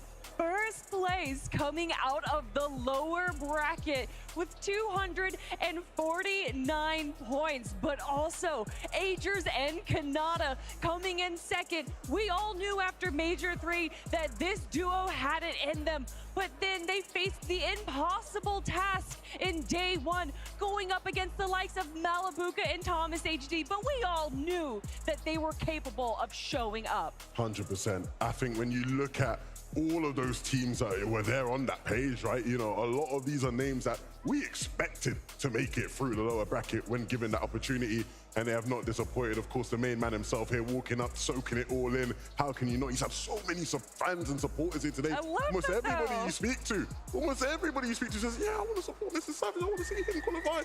Looks like he's going to be playing. Mr. Savage, I know you can hear me walking away right now. I want to make sure that you never do what you did on the stage again, and that's sell yourself short. I know he's like Vidil in the moment, but Mr. Savage as well put on a performance for us. So I'm just looking forward to seeing them tomorrow. I cannot wait to see. You know that they are feeling so good right now, and I think this momentum is going to carry them into the competition tomorrow.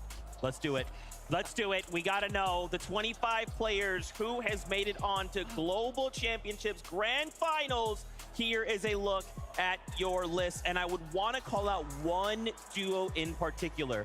Bottom left, second from the bottom, Rolls and Clown. These guys literally battled it out there in game number 5 of the day, and they literally found themselves in that top 25. They were outside, and in a single game, they said, Grands, we'll be there. Unbelievable. Rolls and Clown are a duo that if you watch competitive Fortnite in the EU, their name you've been seeing about throughout the year, right? They're names who are in these lobbies and at any given moment can put on a performance like Rolls put on there.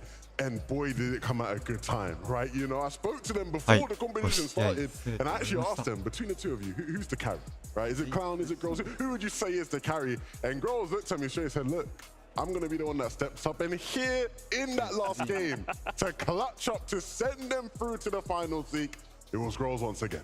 He played it so smart and so aggressively too, and obviously that just gave them the right amount of points that they needed, but also Stain and Datus just barely scraping by. We saw them have such hot and cold games throughout the day, but when it mattered most, they clutched up. Such a good story, and of course, Danish fans rejoice. Steno and Lucy will be going on to grand finals as well.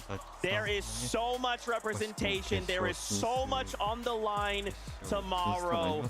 My goodness, my head is racing. Like, I'm just thinking of everything, all of the things. But what's important about today is for the 25 that did go through. Now you have to level set. You have to figure out what's the plan going into tomorrow. We know there's 25 duos there. What do we need to change up to prepare ourselves? Well, I mean, the teams that have competed here today have either competed in day one or at least got the chance to see how the teams have competed.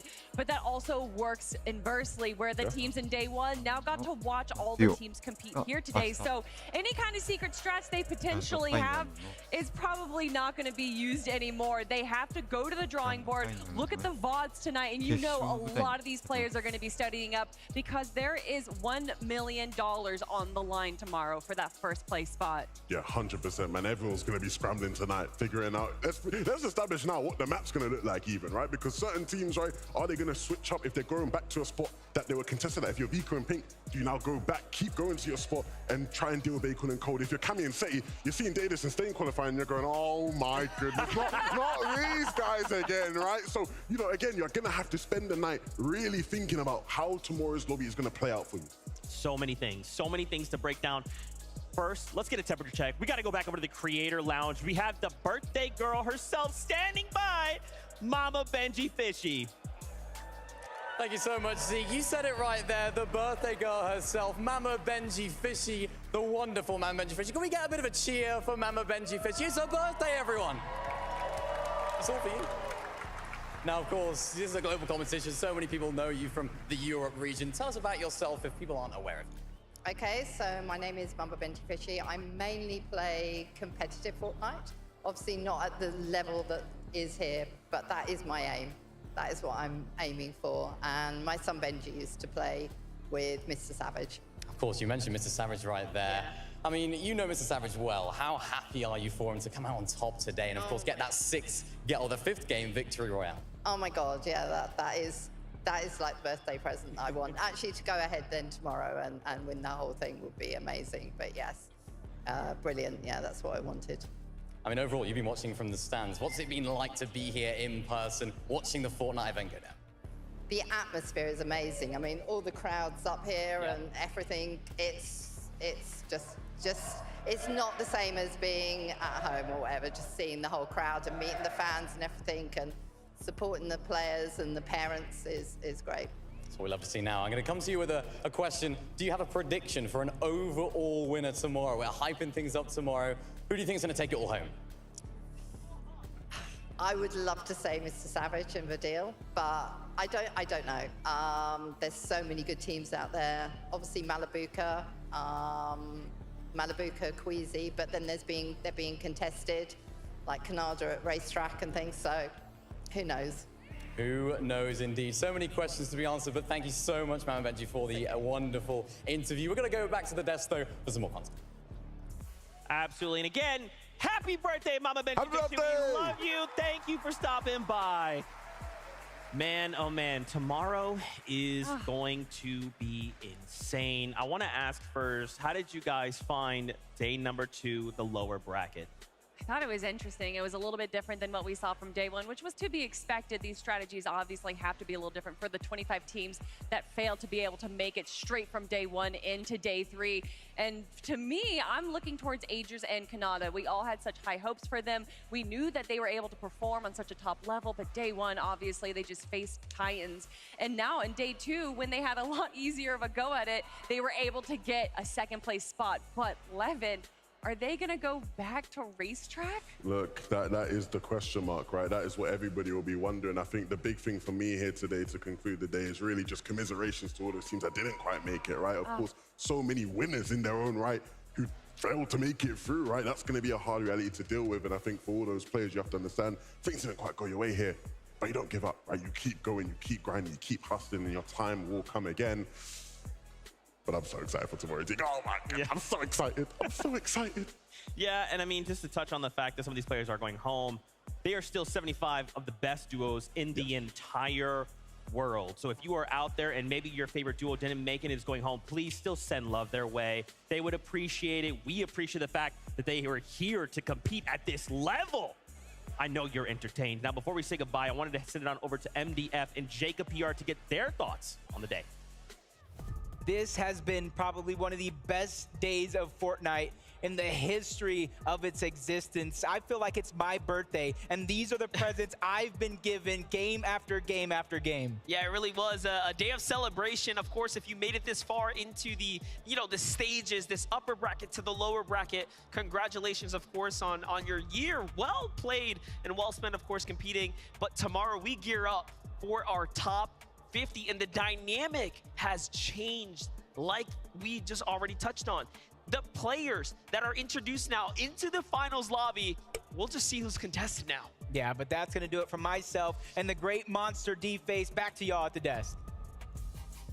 Thank you guys so much. A fantastic set of games on the day, and now we start to wrap things up. The only thing left is to start focusing on tomorrow. These players will have to review. They will have to come up with plan for tomorrow's FNCS Grand Finals of the Global Championships. Don't forget, we're back tomorrow, and as well, as I teased earlier, I've got two very special friends coming tomorrow's halftime show. Please don't miss out on that.